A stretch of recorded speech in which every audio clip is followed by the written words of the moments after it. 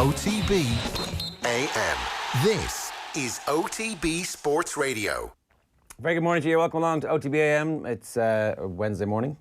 We're looking forward to another night of Champions League action. We're going to look back at last night's Champions League action. And as ever, if you want to get involved, you can use the hashtag OTBAM. Or, of course, you can get us on Facebook. We'll read the comment underneath the Facebook stream or indeed the YouTube stream. Damien Delaney is with us this morning. Damien, how are you? Very good, thanks. How are you? How are these early mornings for you as an ex-professional? And they're fine, actually, you know. We've a young kid at home, so I'm used to it. Are you used to it now, yeah? Yeah, I'm fairly used to it, but I was looking forward to a nice lie-in this morning and then realised I had to come in, so... Sorry about that. No, it's fine. The day-to-day training regime, were you close to the training ground when you were getting up? Did they want you in early to make sure you were not out causing any trouble at night? No, definitely nothing like that, to be honest, yeah. And they definitely treat you as an adult. Right. And if you want the whole way through? Yeah, I think it's kind of that's more kind of when you're younger mates around 16, they might do stuff like that to try and get some discipline into you. But like, if you still have that trait, you usually get weeded out before you got to the certain level. Yeah. So it's kind of, if you want to go out and carry on, you won't be able to train properly. But if you can't train properly, you won't be here very long. So it's kind of self-governing, really. That drink culture that you hear about when Man United were in their pomp, and even the Liverpool Spice Boys regime, that all disappeared, did it? No, it didn't. Some people would do it, but you wouldn't do it very often. I mean, you wouldn't be out during the week. You definitely have to pick and choose your times. If you were going out on a Saturday night and you were off on a Monday, if you were on a Tuesday, you'd That's go fine. Yeah, you go out on a Saturday night. But I mean, occasionally someone would go out the night before training and come in worse for wear. Would everybody know straight away? Oh yeah, of course. Right, you could tell straight away because you'd be sitting in the corner with a hood up, just think not to want to go out there. Yeah, I've done it a couple of times myself, not very often, but yeah, look, it's self-governing really. If you want to do it, you can do it. If you don't, then the queue's on the block for people that do want to do it, so yeah, that's kind of how it is, And would the dressing room have policed it if somebody was doing it a bit too much? Not really. I think that you naturally would have just fallen away. Right. That's kind of the way it was. If you want to come in and drink, then, and come in worse for wear and you can't train properly, then players would just go, yeah, we've moved on from you now, really, and you just get left behind. Yeah, okay. How far before you started playing professional football did the midweek clubs actually fail away? I'm trying to get a timeline in my head here because it's obviously spilled into, I want to say 15 years ago, it's still in its, there was still a form of a midweek club, I want to say. I think from maybe about 2005 onwards, I think it started. Those players that were inclined to do that just started getting left behind because everyone wanted to be successful, and if someone's coming in and slowing down training or not performing on a Saturday, then they got left behind. But then you always had a few strange fellas that could go out and do it. I remember when I was at Leicester, that was a great changing room, and it was very regular where fellas would come in, and you could tell they were out the night before, but they could train because they were conditioned for that. So that kind of goes back to the Arsenal stories with Tony Adams and Mercer and all them lads. Some people can do it. You can't do it for very long, but you just got found out and you didn't want to do it anyway because you wanted to be successful. That was your job. Who was the Leicester manager when you were there? Peter Taylor. All right. Martin O'Neill just left the month before he signed. So, but it was all that Martin O'Neill team that was left over, and there was some massive drinkers then. I mean, it wouldn't be that hard to guess some of them. Oh my God, I mean, some of them, you'd look and you go... But then the one thing about them lads, I'd always say, is that you could tell they were out, but my God, training was serious. Yeah. No matter how hungover they were, they trained like dogs. Like, that was the one thing. No one ever came in and just kind of, put a hat on and training and strolled around. I mean, if they were out the night before, oh my God, they'd be murdering training the next day. Yeah. Yeah, so that's kind of the way of doing it, but no one really wants to do that anymore. The level's gone too high now. Peter Taylor seemed like a good manager who got the England job at just the wrong time for him because it took him out of the cycle of club management and he never really got back into it properly. Yeah, I mean, he was under 21 manager for a long, long time, and he was the man that actually gave David Beckham the captaincy. Yeah. He was a good manager. He was a very, very good coach. At the time, he was way ahead of his time, if you understand what I'm saying. He was very modern thinking. But I think, if I'm being honest, it was with the introduction of the foreign players into the Premier League, because maybe in the 90s there was a sprinkling of them throughout the league, but then as you kind of got into the 2000s, they started coming over and changing the culture, the food, the way they looked after each other, the rest. I remember foreign players coming in and just like looking, going, how are you lads doing this? How are you out every night of the week and you're coming in and training the way you're training? And then gradually, the next generation and myself coming through, we tend to gravitate towards those guys, because they were always in fantastic shape. They were always, they were really serious about what they did. And that's just kind of the way it went, really. Yeah, that's fair enough. Liverpool last night, obviously, a little bit tricky for them. They get through in the second half.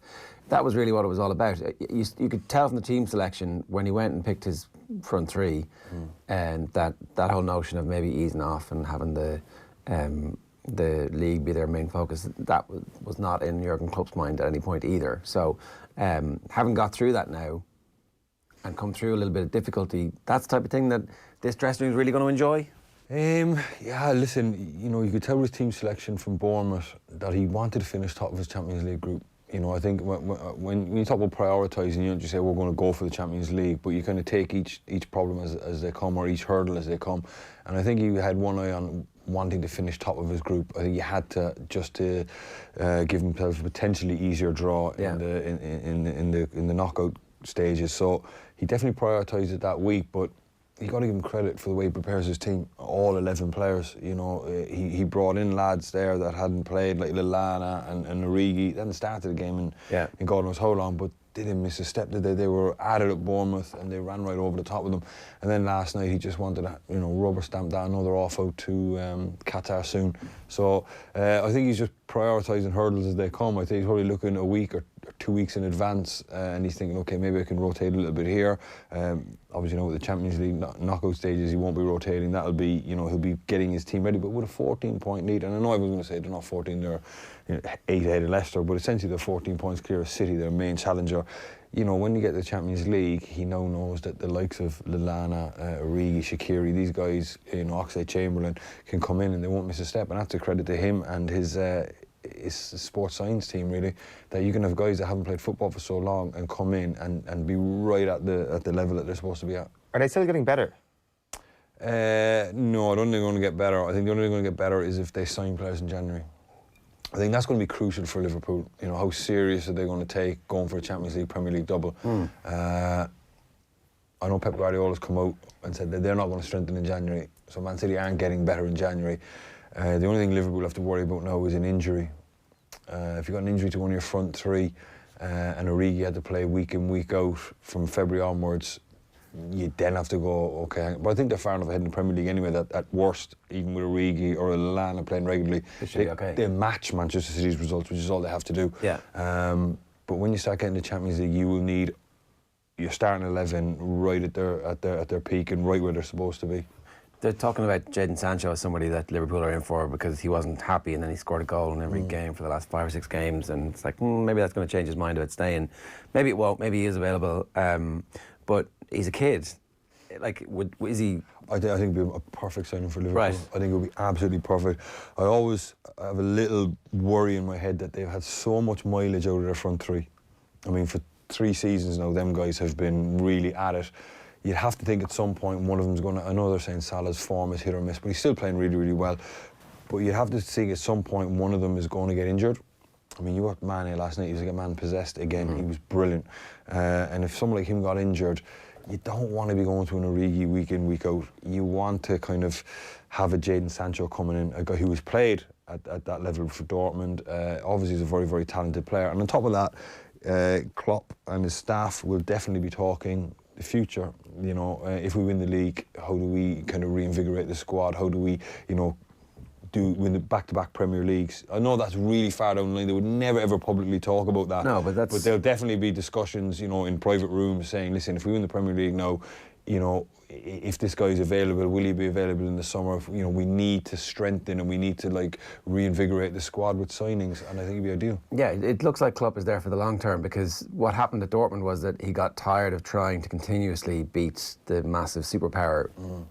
At Liverpool, he will have enough resources to continually go against Manchester City, and it seems anyway that once you knock them off once, I don't know what's going to happen there. Well, you look at Man City right now, I think they're struggling massively from... they just seem to have gone a little bit stale, and I think Pep Guardiola in the summer, I know they signed Rodri, but you look at the back four they've been left with, they lost company. Angelino's playing way too regularly, really, for someone that they kind of bought back because they had a buyback clause, and they thought, well, it's only 20 million quid, we'll get him back, and he's a left back. But ideally, he didn't want him. He wanted to go and sign, the world's best left back. So I think Man City are struggling from that for a little bit. He didn't reinvigorate the squad with the big name signing and the guy that could come and hit the ground running. I think Klopp will definitely be looking. No, I know that probably Man City, that's probably something to do with their financial fair play restrictions, because I know they were under pressure with that anyway. But I think Klopp will be looking down that road, and I think Sancho will be a perfect one to come in. And if they did want to, if Salah did have a big drop off, I think he'd be the one to go first out of the three. If I was going to say anyone. And also on top of that, Sancho coming in would reinvigorate the front three. Yeah. Salah would be the first of the front three to... I think he looks like the one who's going to run out of form first. But that's almost like when I asked you there a moment ago, are they getting better? I kind of meant that more in a form sense, and if they're still trending upwards within their season, because it seems like one man who is doing that is Mo Salah. Yeah, I think he's been okay, but he's very hit and miss. I know it sounds crazy saying that, and I'm judging him way too high It's true, by his own standards, he has been. By the standard he set last year, he's been a bit in and out. No, he's still scoring goals, and he's still very, very good.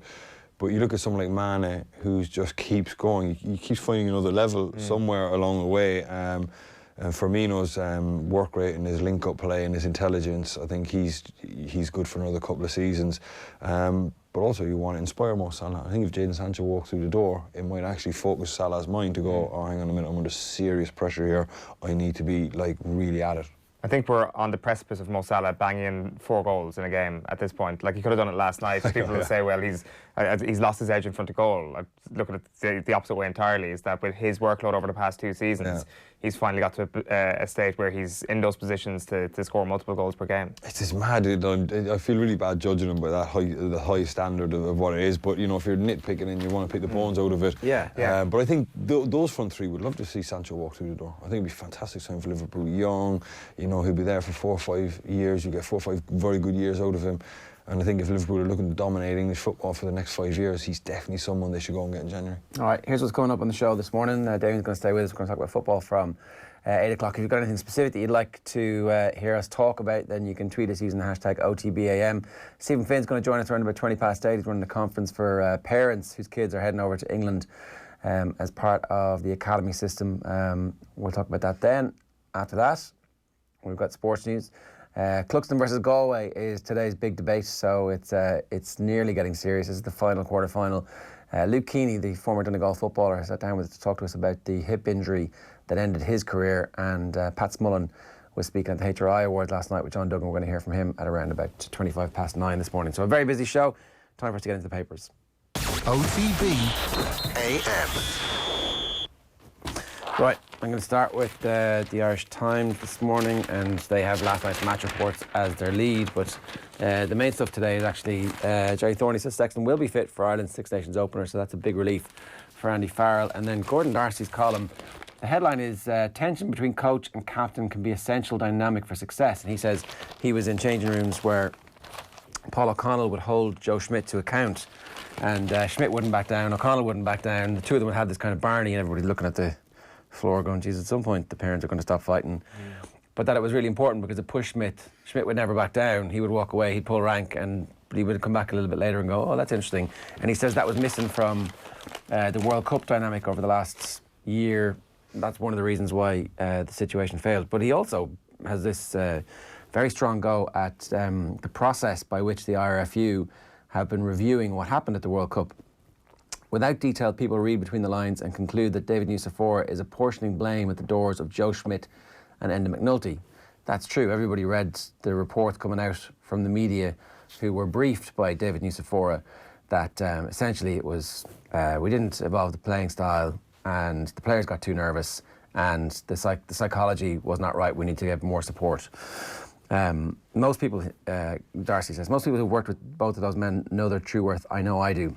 A published report with sensitive information redacted would allow everyone to move on before the Six Nations, and not just because of the Six Nations. So the report into Ireland's World Cup failure wasn't published. They decided they were going to, the performance director was going to conduct a report and then tell a few journalists what was in the report, but not show it to them. He was going to he's got 50 recommendations, but he won't publish it. Darcy goes on, this is the key point. This needed to be an independent process, not a Nucifora process. As I said, there's enough blame going around at the moment for everyone to be culpable. Obviously, that includes the coaching ticket, leadership group, other players, and the performance director. The chain of command was Nusafora to Schmidt to Best. None of them can avoid some level of responsibility for what happened. It was actually Nusafora who did the review, though. So if he's at the top of the chain of command, how is it possible that he can conduct a review? Oh my God, it's rugby. You know, it's like, that's unbelievable. I mean, who's supposed to conduct this? The guy who's in charge of the RFU, ultimately he's responsible, and he's going to have to apportion blame to somebody, and he probably, in the report, he probably took a fair chunk of the blame himself. Didn't take any. There's no response. Sorry, the bit that was published had no. Nobody interviewed him. Nobody said, "What did you do? What would you do differently?" Well, he's in charge. So who's going to? Shouldn't that person be held accountable? Yeah, they failed at a rugby tournament. No one's didn't kill anyone.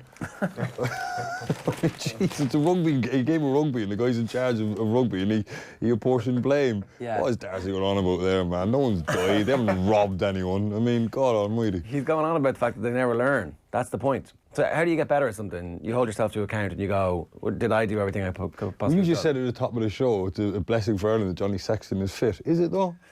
Yeah, because I talked about this last night with the lads. I mean, he's our best player at the minute. Yeah, he's 34. Is he? Is that right? Yeah, 34 now. Right. Is he going to play in another World Cup? Probably not.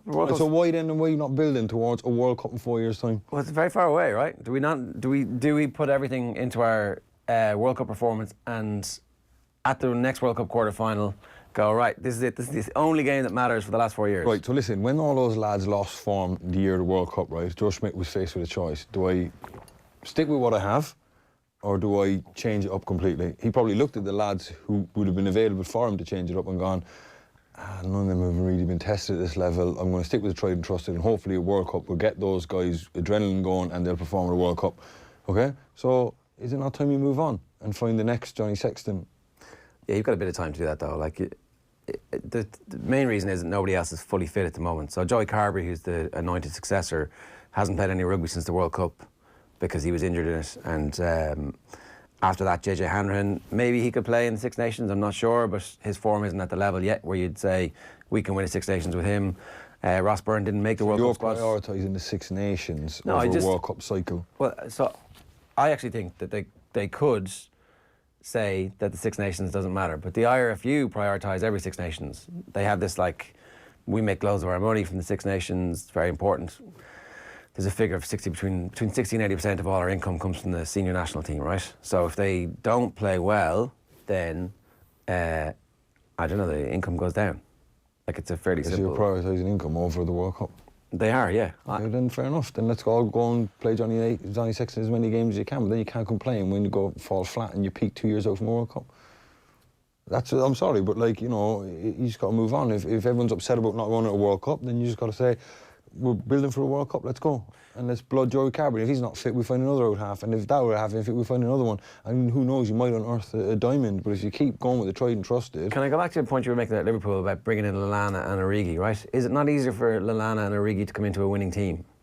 Because the team is successful and the culture has been established that we are a winning team. So if I'm not Ireland head coach, I'm going into the next tournament going, I'm going to establish a winning culture and then I'm going to bring people through. Okay, I'm not saying get rid of all 15. No. But there's 3 or 4 players there that more than likely won't play in the next World Cup, and they've had their go at it. They didn't succeed.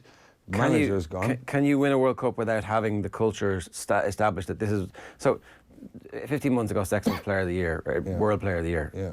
Is there no way that anybody can come in underneath him and learn and go, actually, that's exactly what I need to do if I want to be the next player? Yeah, it is. And I'm not saying Johnny Sexton should be out, but I'm just saying that you need to start playing. You said, my point was at the top of the show, you said Joey Carberry, to bless him for Ireland that he's going to be fit. Yeah. Is it though? Can you not still be in the squad and Joey Carberry play or the next out half play? If Carberry's fit, I think the chances are that Carberry... Give him the 4 games or the 5 games in Six Nations. I think they should have done that last year, right? I think they should have given Johnny Sexton this time last year off and brought him back. The tour, let's be fair, you did make that point that when they were going down to Australia for that tour in the summer of 2018, that was the time to give Johnny Sexton off and get Joey Carberry in the team. Now, Carberry looks like he's going to play around Christmas, so he should be available. Hoping he doesn't pick up another injury. And I'd kind of be on your side, Damien. If there's any doubt at all over Johnny Sexton, you've got to see that as an opportunity to actually blood Joey Carberry But at the same time, if these two guys are fully 100% fit, I think it's tokenism towards Joey Carberry in a certain way to actually just give him the starting 10 jersey.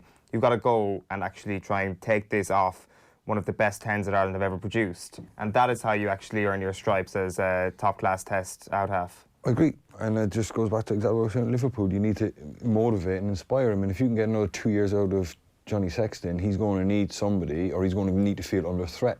Because at the minute, and I think leading into the World Cup, those guys all thought they were set. They all knew they were going to play. You have to play him. Who are you going to play? An untested, untried person. And that was where you talk about culture. Maybe there was an element of comfort crept into that. That's what Roy Best said, that there was a complacency after they got to the top of the world. Which is definitely, I mean, Alex Ferguson used to do it every year. Remember, he used to just cull one big name player and it would just send a message out the squad. I don't care how good you are, how fantastic you think you are.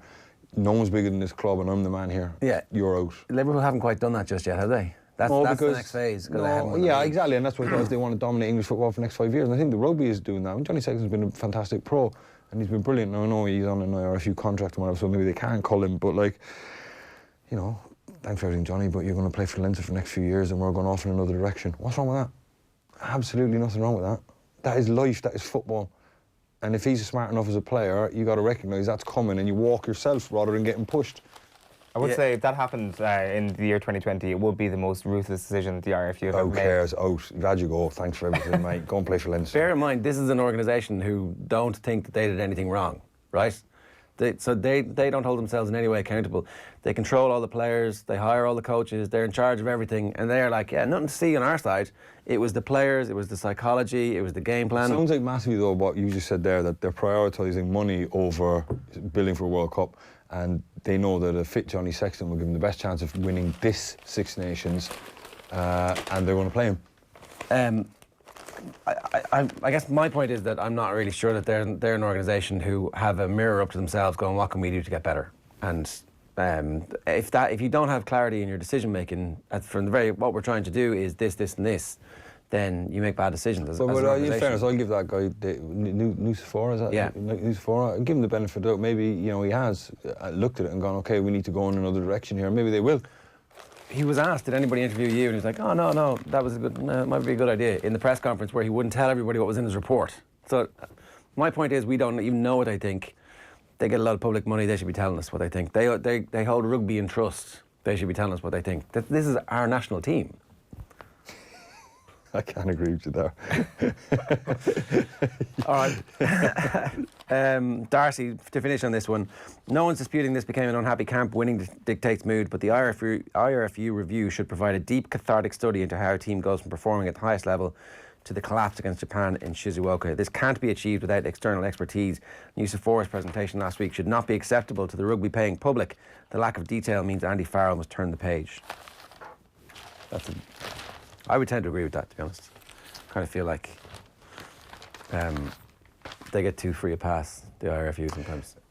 Hey, look, man, if Ireland don't do well at the next Six Nations, then I'm pretty sure Nusafora's job will be on the line. Well, it won't be. That's the thing. He's got a contract. He signed a new deal. He's. Yeah, well, I think, is there a board? Who's he answerable to? Is there a board? Is there a chief executive? Is there somebody? There is, yeah. There is. Yeah, so, I mean, ultimately, if Ireland don't do well at the Six Nations... But they'll blame Andy Farrell. That's the thing. They'll blame But if he coach. sticks with the tried and trusted, the same players that went to the World Cup, and they don't do well, whereas at least if he goes in another direction, you can say, listen, then, you know, his actions is proving we Andy need to Farrell go. could do, yeah. He's Yeah, the and head say, coach. listen, we're going to go and, you know, but... What I would say is actually that if Nusafora is getting his end-of-year review or whatever it is from the RFU, whoever might give that to him, he's actually going to fare okay, because part of his role isn't to do with the Ireland national team at all. It's to do with actually keeping the best players in-house, keeping them at their provinces.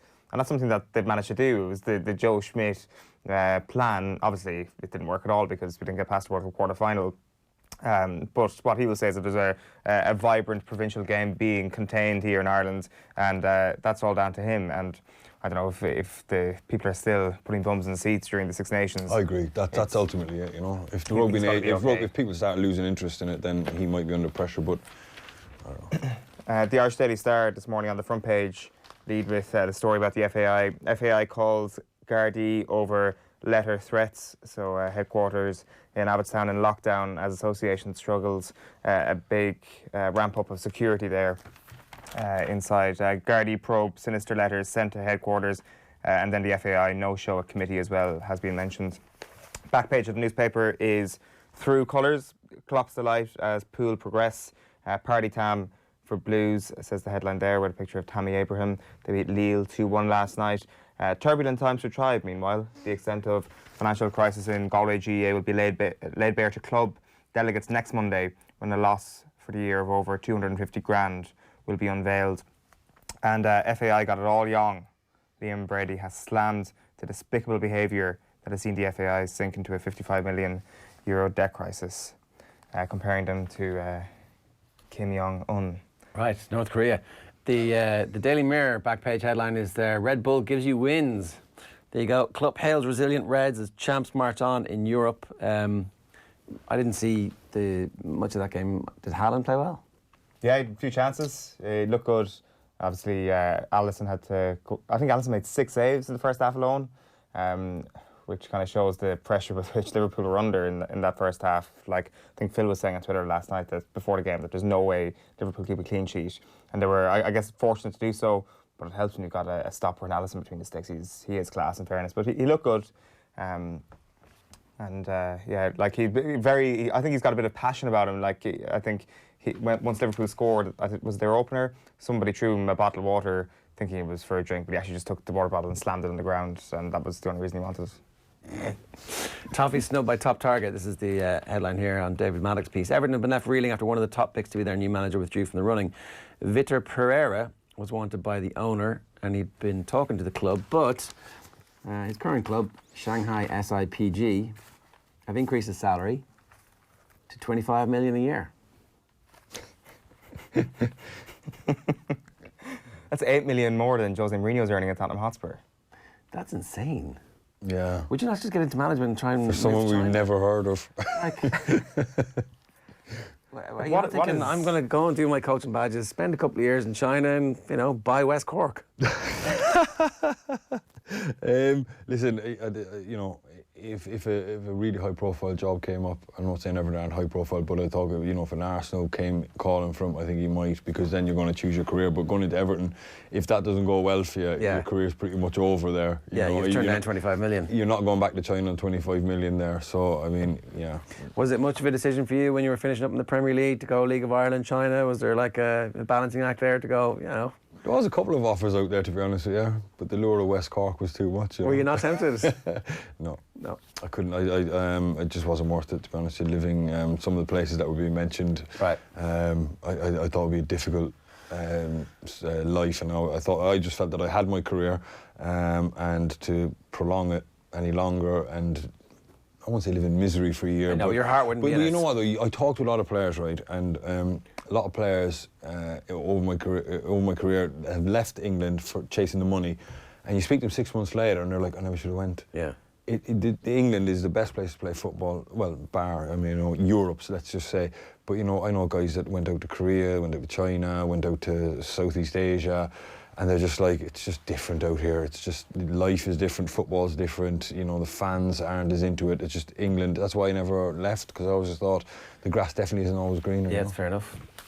The London Times this morning leads with Liverpool Salah special seals English clean sweep, 4 Premier League sides into Europe's last 16. McIlroy makes Saudi stand. Meanwhile, Rory McIlroy wading into the sports washing debate by admitting that morality was part of the reason behind his decision to skip next month's Saudi International. And Sutton alleged to have doped. So the barrister defending the former Team Sky doctor, Richard Freeman, at his medical hearing alleged yesterday that the current coach at British Cycling was involved in an illicit attempt to cheat a drugs test. This goes back quite some time regarding some urine that perhaps wasn't urine being contained in a Coke can. Very interesting allegations coming out. Was it not a Coke can full of piss? Yeah, exactly. Yeah. Sorry, yeah. That's what it was. That's exactly what it was. They were very it was a Coke can that may or may not have been Coke. Right, it was 100% urine. That's the allegation anyway. That's from Mary O'Rourke, who's representing Freeman at the General Medical Council. It's like a soap opera at this stage. Did he get the urine from the can into the thing in front of? Yeah, with someone like Did he just spilling it down this thing running? I mean, Interesting how we got away with that. The practicalities of it are fascinating, yeah. and did he actually get away with it is the thing. The Irish Sun, their back page headline is Mo offence. Fab Salah goal gets Jurgen's approval, and then guns potty for Lottie. So Ancelotti is now suddenly available. Our manager of Arsenal will talk with Carlo Ancelotti after he was axed by Napoli late last night. 4-0 win against Genk. You had that great stat. Oh, yeah. Richard Jolly on Twitter said that Carlo Ancelotti has now been sacked twice after winning a game by 4 goals. He was sacked as Real Madrid manager after they beat Getafe 7-3 one time as well. They beat Genk 4-0 last night. That's an astonishing stat. Yeah, but I think that his problems go to the off-the-field stuff. There was a massive story about did the owner want to take the players away on a mid-season break? The players didn't want to go, and they just kind of mutinied, and Ancelotti sided with the players, which was absolutely fantastic. And obviously that upset the owner massively, and I think he wasn't right there for weeks. So is he a good potential manager for Arsenal? Thank God you'd ask, because if you said Everton there, I'd thinking Arsenal possibly, yeah. Everton absolutely no chance. Back page, is that the sort of fix they need right now, Arsenal? The sort of get somebody in who knows how to solidify defence and just hold on, concede as little goals as possible, and then reevaluate things in the summer. He doesn't seem like a stopgap sort of guy. You'd be giving him a 3-year contract. Yeah, I mean, listen, maybe the lure of London is it would be too much for him. The Premier League as well. I think it'd be a fantastic appointment for Arsenal, not just on the short term. I think you should give it to him and let him kind of steady the ship there for a couple of years. Back page of the Irish Daily Mail is scandalous. Liam Brady's comments again. Delaney should have got the axe years ago, he said. Picture there of Tammy Abraham, reigning champ. Tammy lands vital blow, but Blues in knockout stages. And new era dawns for Offaly under Duignan. Michael Duignan has been elected as chairperson of the Offaly County Board. So he beat the outgoing chairman, Tommy Byrne, who's seeking a 4th term, by 76 votes to 62. I was very interested in how that was going to turn out last night. I wasn't sure whether or not he would get it. It's always very hard to beat an outgoing chairman, but you just have to say fair play to the guy, because himself, and we've had obviously Dai Regan on the show quite a bit, those legendary Offaly hurlers have been very vocal with the problems that Offaly have had over the years. Now, Duignan stepped up and he's going to walk the walk. So fair play to him is what I say, and actually getting the job as well is a good achievement. No, for sure. The Telegraph this morning is double delight, and that's a picture of Liverpool and Chelsea going through to the last 16. After Salah's amazing goal seals victory at Salzburg, and Tammy Abraham strikes in nervy win over Lille. Christian Pulisic playing all right at the minute, isn't he? Yeah, I'm really pleased with Chelsea. Really, really pleased with them. Pleased with Lampard as well. I think he's done an absolutely fantastic job. To get them, into knockout stages and doing so well in the Premier League. And now he can sign some players too. The back page of the Telegraph has an interesting column and an interesting story about Liam Polwart, who's a 24-year-old New Zealander who is retiring from rugby because of multiple concussions. So it's been a difficult decision to leave the game I love, he says. A short but prosperous career. And I think you're probably going to see a bit more of this. Was concussion starting to become an issue in dressing rooms? Were people talking about it? No, not at all. No, absolutely not. To be honest, you do get tested. Those baseline tests they give you, so you're starting to get that. But no, not essentially. To be honest with you. Alan Shearer made that documentary a couple of years ago about all the former footballers who ended up with a higher rate of Alzheimer's and general mental difficulties later in life, and the cause and effect of heading the football and the old footballs was something that people were drawing a conclusion from. Is that something you would have concerns about? Not particularly. I would have headed an awful lot of footballs in my time. I hope it's not, but I think the footballs are light enough. There's a few times, all right, where you'd get hit in the head with a ball, or if you're kind of trying to block a shot and it hit you clean in the head, it would rattle you for a little bit. A few times, I suppose, I've been concussed, I suppose, but it's not something I even want to think about or worry about, to be honest with you. Were you taken out of those games, or was that something that you kind of... Yeah, you kind of do the baseline test, and it wasn't a major issue. It's not like rugby where you're getting, repetitive blows in the head, because I know that they pull players out, but that's going to be troublesome going down the line. I think when you look at what happened in the NFL coming out, I think that's going to be massive in rugby. Yeah. And potentially in football as well, but I hope not. OK, the back page of the Herald very quickly is Clubs Reds top of pile. Jordan Henderson's hand in the way of the pile there. New Dove's boss will be revealed tomorrow. Conor McKeown thinks that the new Dublin senior football manager may be revealed at tomorrow's annual convention as had been intended. So there's a picture of Desi Farrell there, which I guess means that, yeah, it remains the favourite, although speculation last week linked both Tommy Conroy and Declan Darcy to the job, while there were also reports that Pat Gilroy had been given first refusal. What's your information on that? On the Dublin job at the moment, it's Desi the front runner, certainly, but like the Conroy inclusion last week, I think took everybody by surprise. Back page of The Guardian is Mo Salah, staying power is the headline. Klopp hails Salah's miraculous finish as Liverpool survived scare. It was quite an incredible goal from Mo Salah last night. Athletes, meanwhile, around on spineless WADA over Russia ban. This is a highly respected British member of WADA questioning her future. This is Victoria Agger, a retired Paralympian. She called the decision by WADA spineless and appalling to not issue an outright ban on Russia from international sport. You've also got a line on Spurs there. Cessny on set for Tottenham chance against Bayern Munich, of course. Hopefully Troy Parrott will also get his chance. And cheat mode, what golfing with Trump reveals about the president. Rick Riley has been in conversation with Donald McRae. The Racing Post, Balding drops rookie riders over apprentice pay dispute. Andrew Balding has informed 4 aspiring jockeys who were due to start their careers in racing at his Kingsclear yard next summer that he can no longer afford them. He can no longer offer them employment at the stable due to the new BHA rules on apprentice pay. That's the back page of that. The Irish Examiner leads with Mo Salah as well. Mo Magic, Salah stunner, helps Reds secure Euro progress. Donald Lenihan is saying Larmer is ready to be Ireland's starting full-back in the Six Nations. I think everybody's on that bandwagon at the moment. Not that it's a bandwagon, I think there's a lot of proof for that. He's probably going to start at full-back at the Six Nations. Border crossing, Oisin McConville admits to Brexit fears. I had an epiphany how Stephanie Cotter conquered her darkest days. Ruby Walsh and Pat Smullen were honoured at the HRI Awards last night. And Kieran Shannon, GAA need to rethink hurling's crossbar challenge, which is the hook being the new sliotar, the point being the couple of questionable scores that may or may not have happened in Croke Park. The Independent, their front page, FAI steps up security as workers targeted by threatening letters. The FAI has ramped up security at its Abbottstown HQ after suspicious letters were sent in the post. So they're obviously working with the Gardaí for that one, and then I'll give you the back page. And it's actually an ad for Chanel because it's Christmas time, so their main lead is talking point from Dan.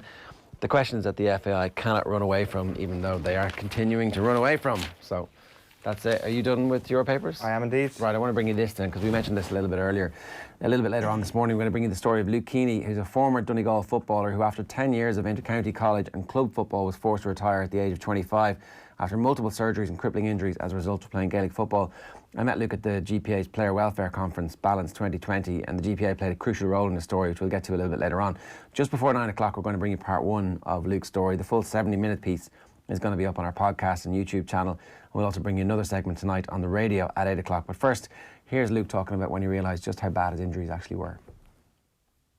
So I had to, first of all, I was like, right, I didn't even know there was something that badly wrong.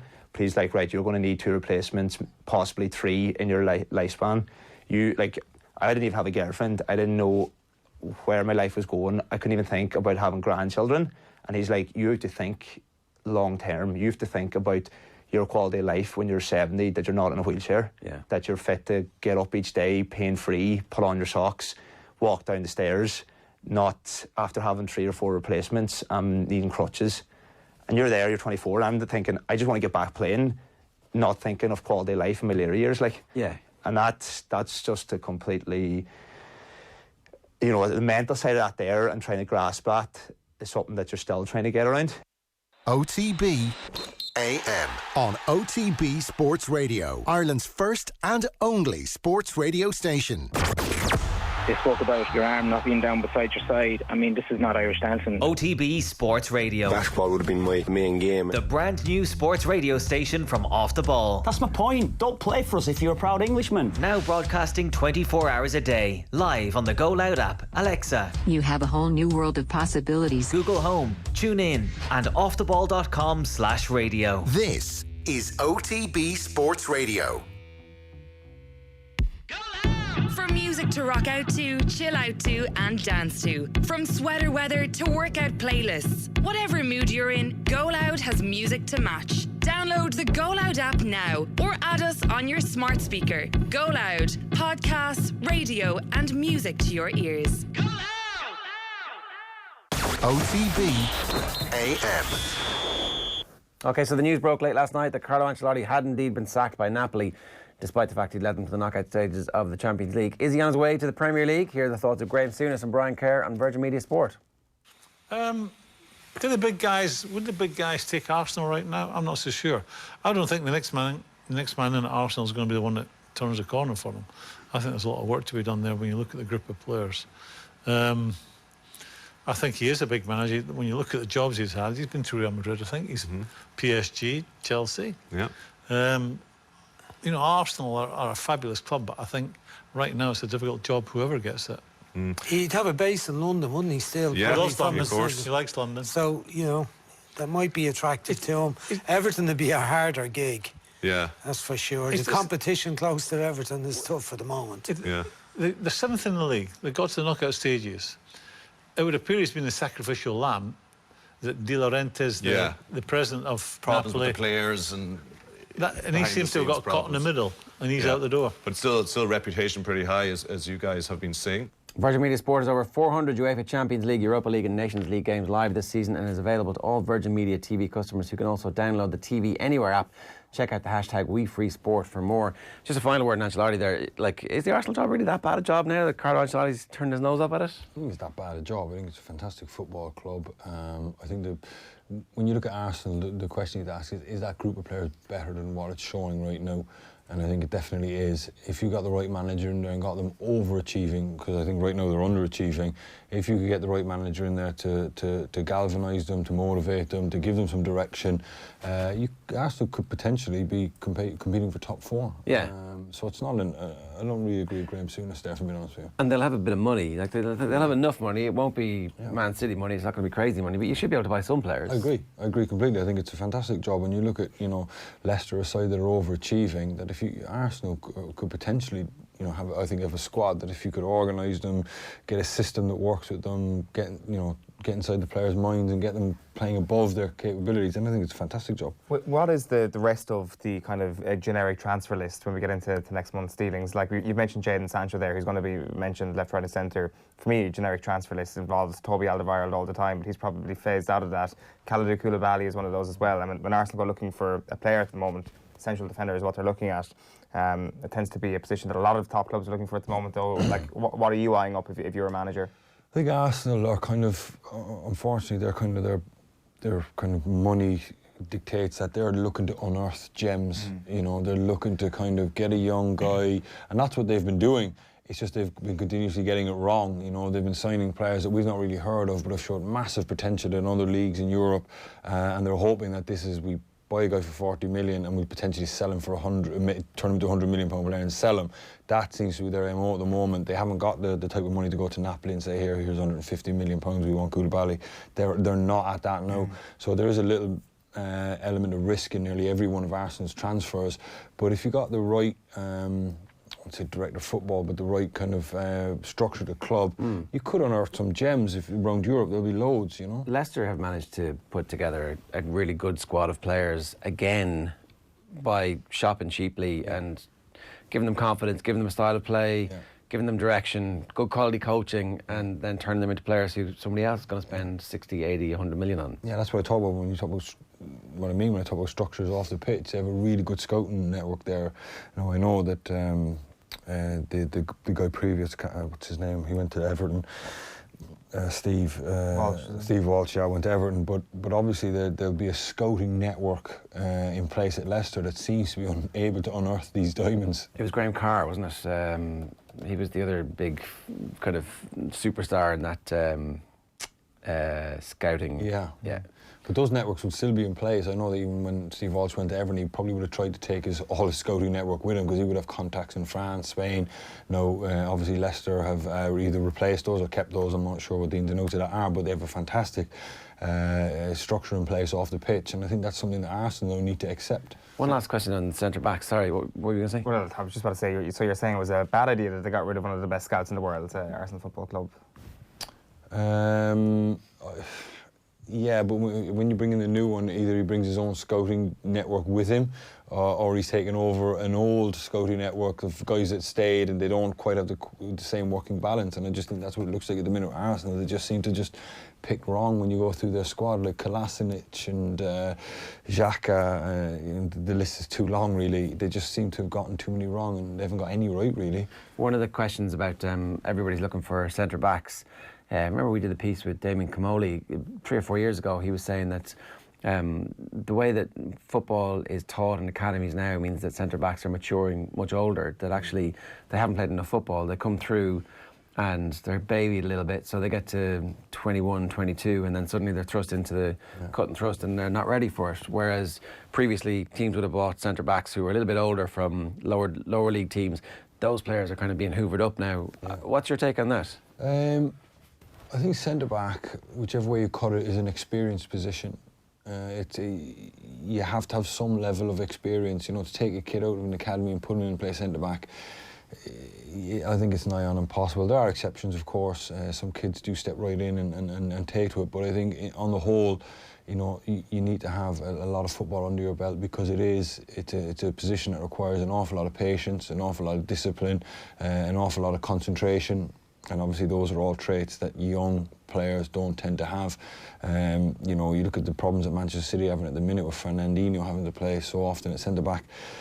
He's a centre midfield player, so he's used to, whenever I look at centre midfield players, they can take risks, they can try and nick balls that they shouldn't, they should try and intercept things they shouldn't, because you got a back four behind you. Yeah, so if you give away a free, it's free. Right, it's not the end of the world. Ultimately, sometimes it will cost you, but ultimately you can get away with it. But centre-back, you can't do that, because invariably it'll lead to a goal. So how do the clubs cheat this then? How do you actually... I think you got to scour Europe, look at teams playing in the UEFA Cup, Austrian teams, which is what Arsenal are doing. They're on the right road. They're just getting a lot of the wrong players, or they're not picking the right ones.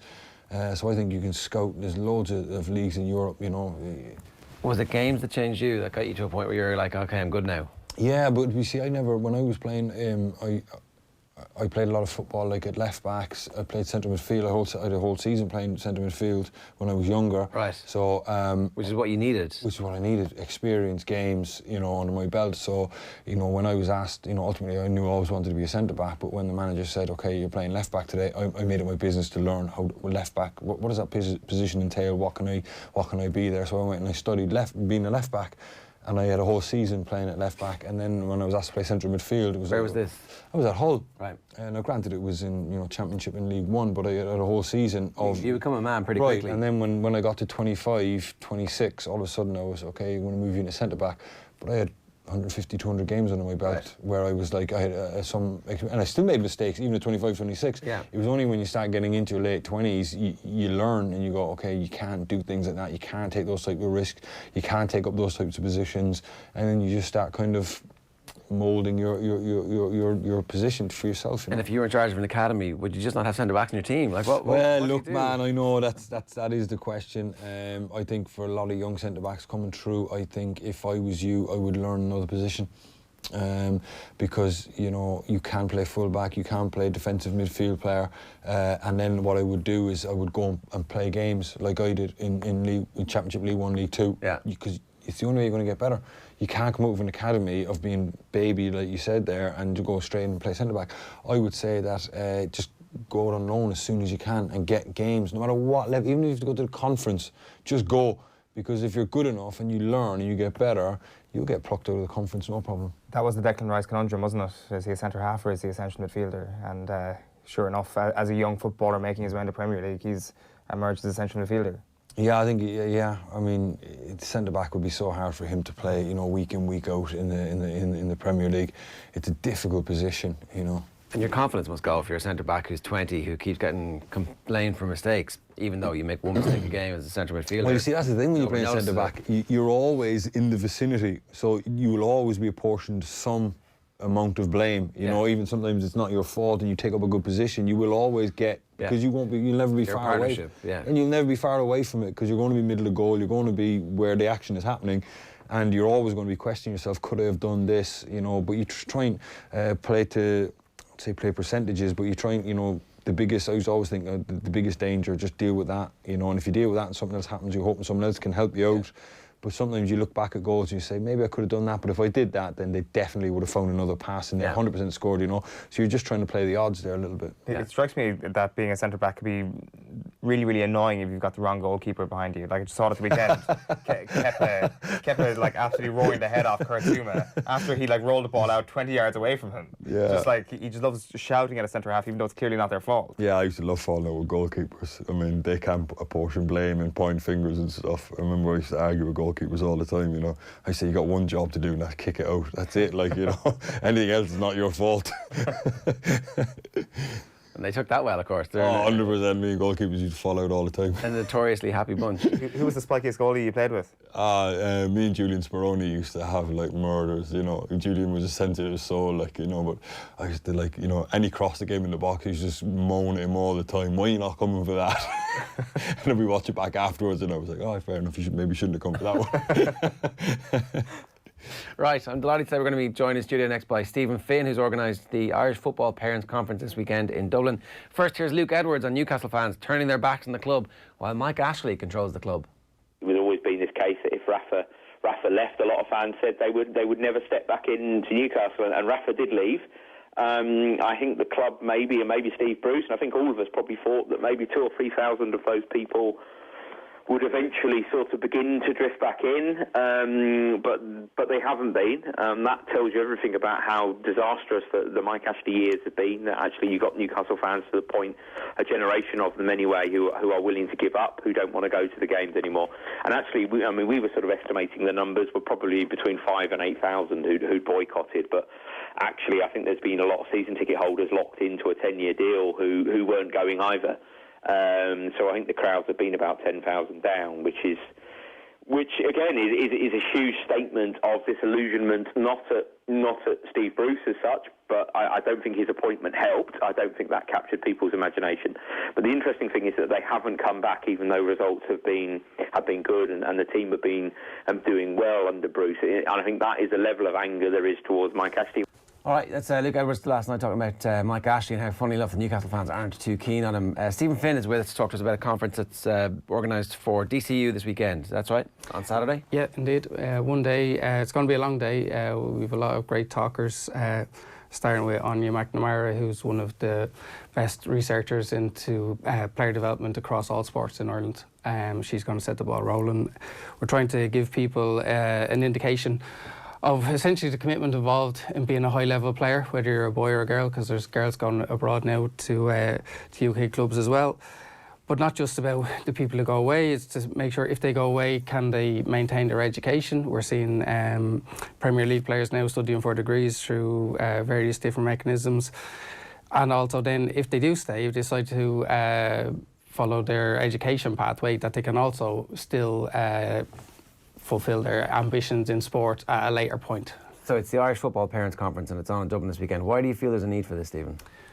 Well, I've been around football for a very long time. I even remember seeing Damien playing in an under-18 trial in Baldonnel when he was a young fella.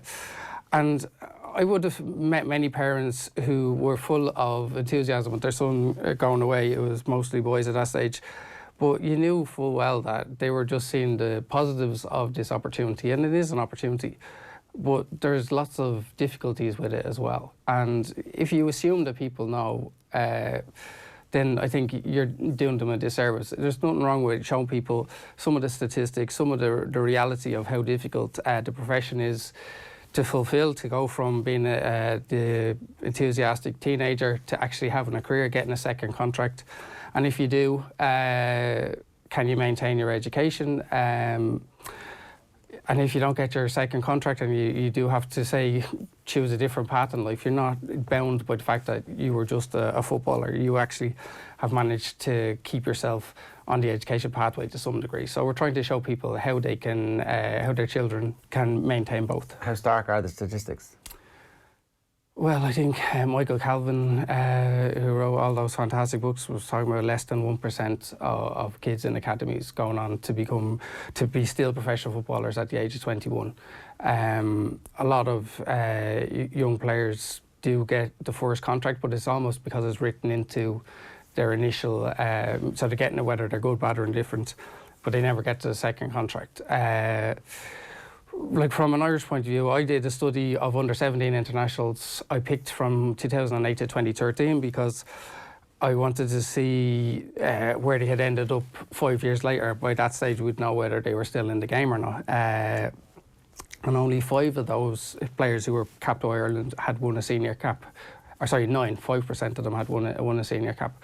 1/3 of them never even won another cap for Ireland at any other level. So under-17 was the highest they ever went. So when your kid is in underage international teams, it looks like they're on the pathway. That's when they're seen. They get invited to clubs in different countries. But their chances of success is still so far away. They're literally, I always describe it as maybe I'm being harsh, but like it's like winning a ticket to swim in a swimming pool full of sharks, and you only get your prize when you get to the other side, and that takes a hell of a long time. The likes of Damien, I know went away later. I think you did one of the ETB or FOSS courses, which again is like, I think they're really good mechanism, because not every kid is going to want to do their Leaving Cert, but if they do the ETB courses, they can get into one of the ITs if they do the work that they're supposed to do academically as well.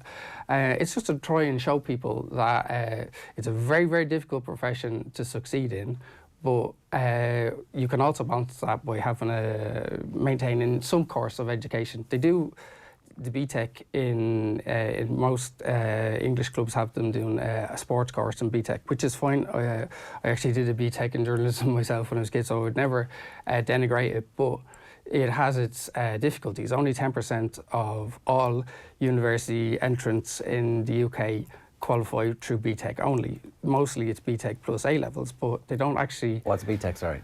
So BTEC is a form of education. So an example would be most footballers would do a sports-related BTEC. It's kind of an education structure, and it gets you points similar to, say, your GCSEs or your A levels, but not enough. Not enough. Well, on its own, not enough. No, generally not enough. Okay. The reason why is because the BTEC is linked to. So if you want to go to college, it has to be linked to what you studied. Whereas obviously with A levels. So you limit yourself. Yeah, exactly. So it's a bit limiting. It's a fine qualification, but it's not enough to maintain the education pathway that I think players should. And from meeting parents down the years, you feel like they don't know any of this kind of stuff. Yeah, then they assume the positive situation, because they would generally assume it is, but and that's natural. However, I've also come talking to coaches and talking to people. I don't know if Damien's ever come across this, but we have situations where I'm not going to name any club, but say our club has 2 really hot young players that they think they're certain to break through. They're in the England underage setups or whatever, or their national team setups, but those kids have to play in a team.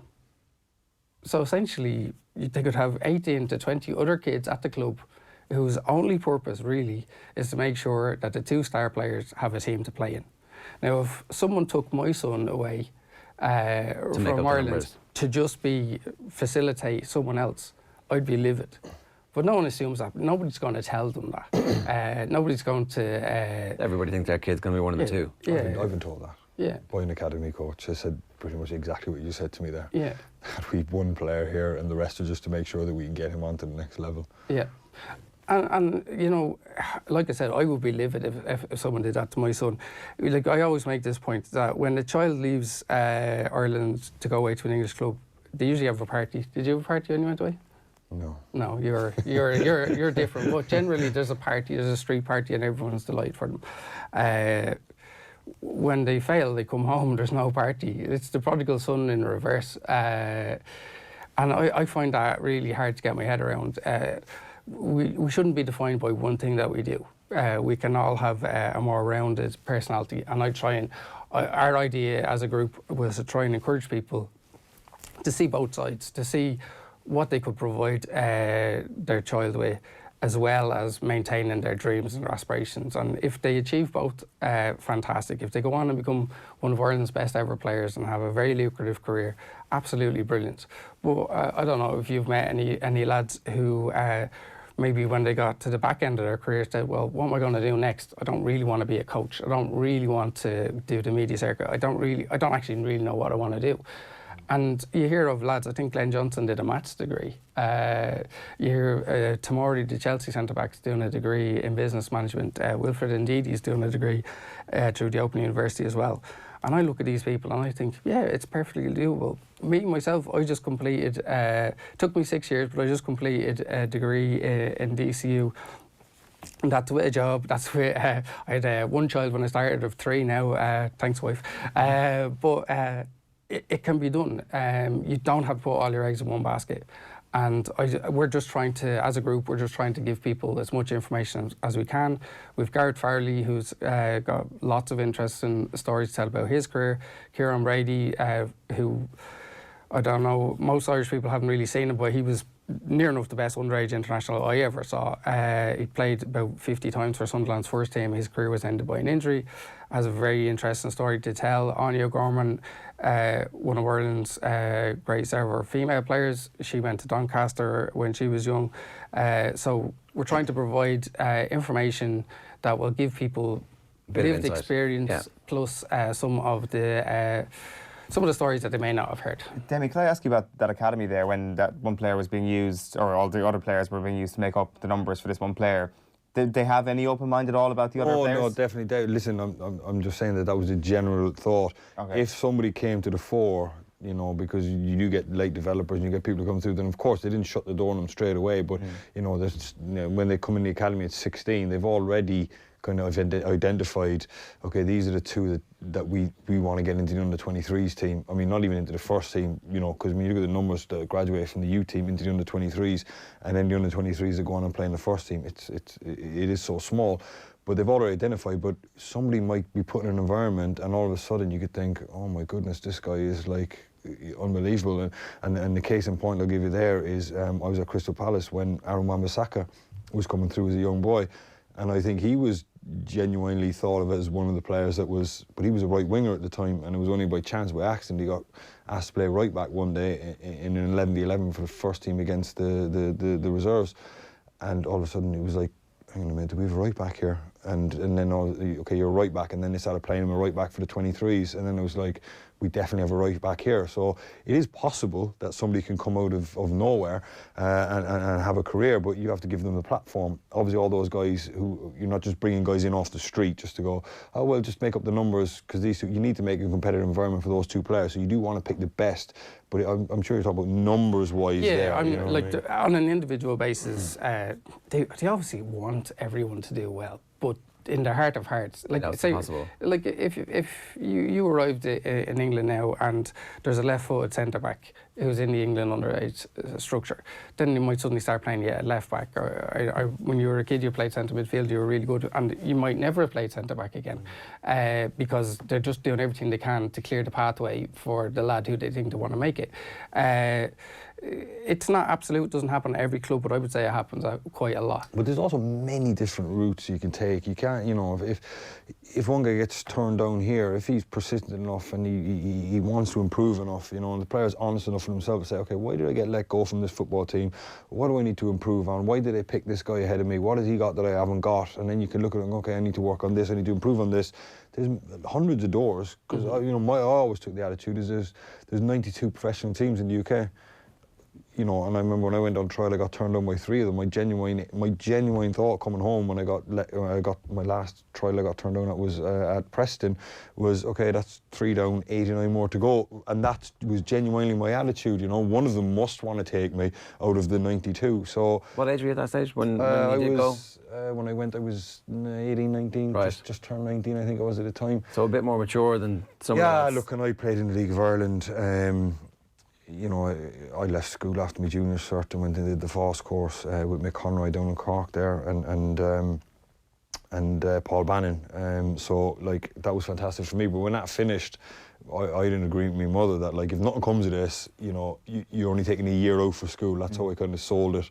And Mum kind of agreed. But when the FOSS course finished, Cork City were just in the throes of going full-time professional. Dave Barry had just left, and Colin Murphy and Derek Mumfield had come in, so I was kind of on that cusp, and then I kind of said to my mother, they've offered me a full-time professional here, even though they weren't full-time professional, so I kind of said, can I have another year of this? She was like, all right, go on then. So I kind of had another year of it, and then luckily, when I got on the Cork City first team, and I obviously got to the UK, so it was kind of last chance saloon for me at the time. I'll tell you an interesting story about that time. I had a friend who was a scout with Bayer Leverkusen, and I'd seen you playing in that trial game in St Francis, and I used to go and watch Wes Houlihan's Belvedere team play a lot.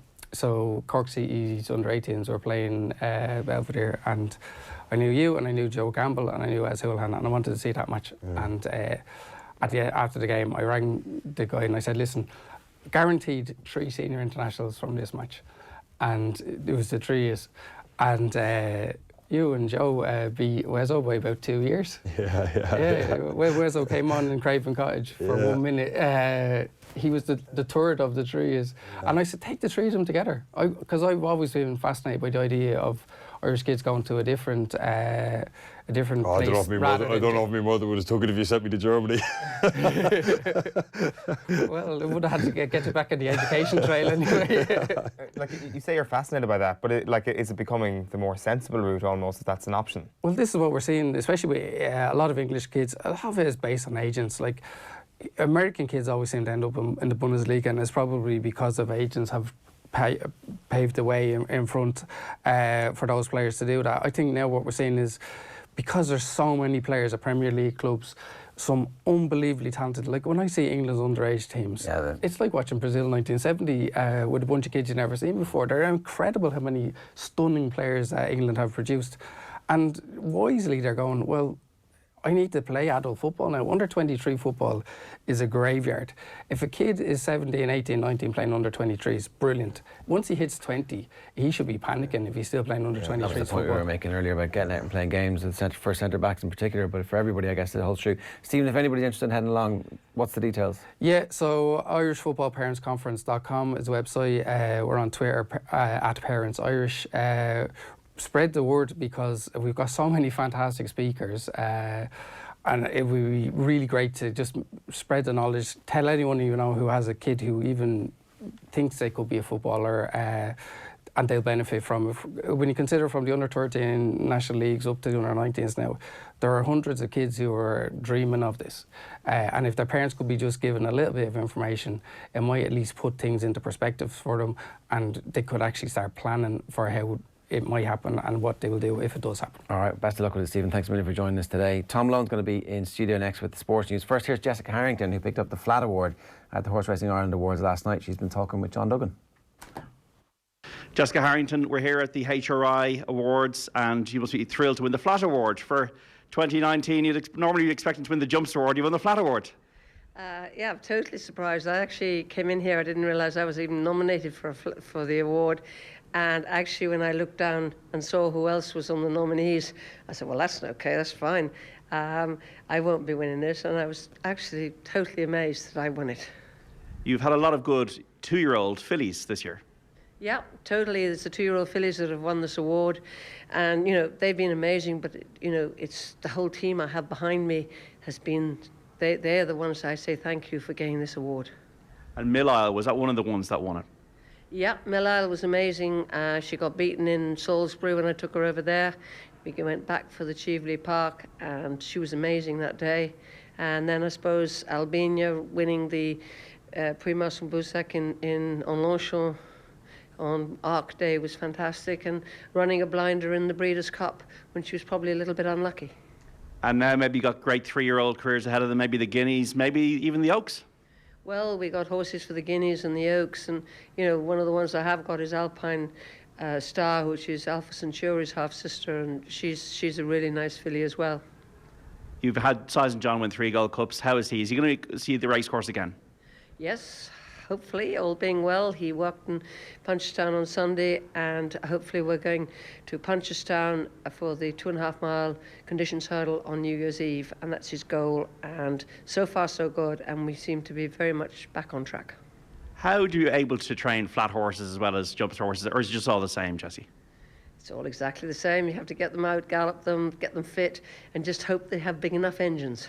Jessica Harrington there. It's 8:40. Tom Malone is with us this morning to take us through the sports news. Tom, how are you? Good, yeah. We start with football? Yeah. Cool. Liverpool reached the knockout stages of the Champions League last night. They only needed to avoid defeat against Red Bull Salzburg, but of course had a 2-0 win in Austria to top Group E. Mo Salah scored a brilliant individual goal in that victory, which came as no surprise to Reds boss Jurgen Klopp. He played really well, but didn't score with situations we would expect him usually to score. And then staying on track and making such a decisive and very difficult finish, that says probably much more about him than all the other goals he scored so far. Napoli also qualified from Liverpool's group, but then immediately sacked manager Carlo Ancelotti. It's understood the Italian is a target for both Everton and Arsenal.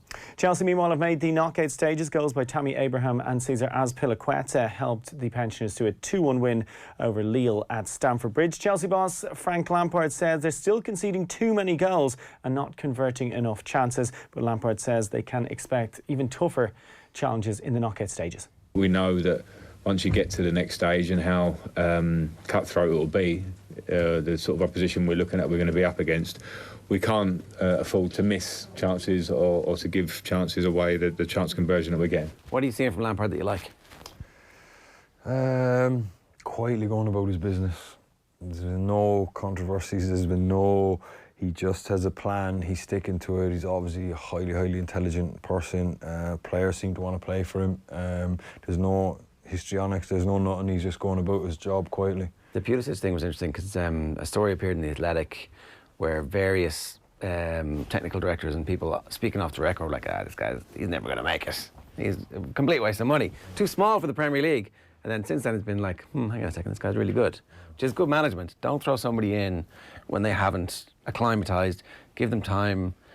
Yeah. Show them what you want, bring them into the team gradually. I'm not saying he's a world beater or a superstar just yet, but it's just like we have this resource, we're going to use it properly. And you're creating an environment for him, you know. He didn't want to throw him in straight away and kind of put the whole burden of Chelsea's transitioning on him. You know, the team kind of took on its own life and then he steadily integrated him, which is much easier for a player of his type to come into as opposed to just saying, OK, we're going another direction, you got to like take us there. You're the new Eden Hazard and the whole crowd is going, this guy's not Eden Hazard, what are you doing to us? Yeah, which is fantastic.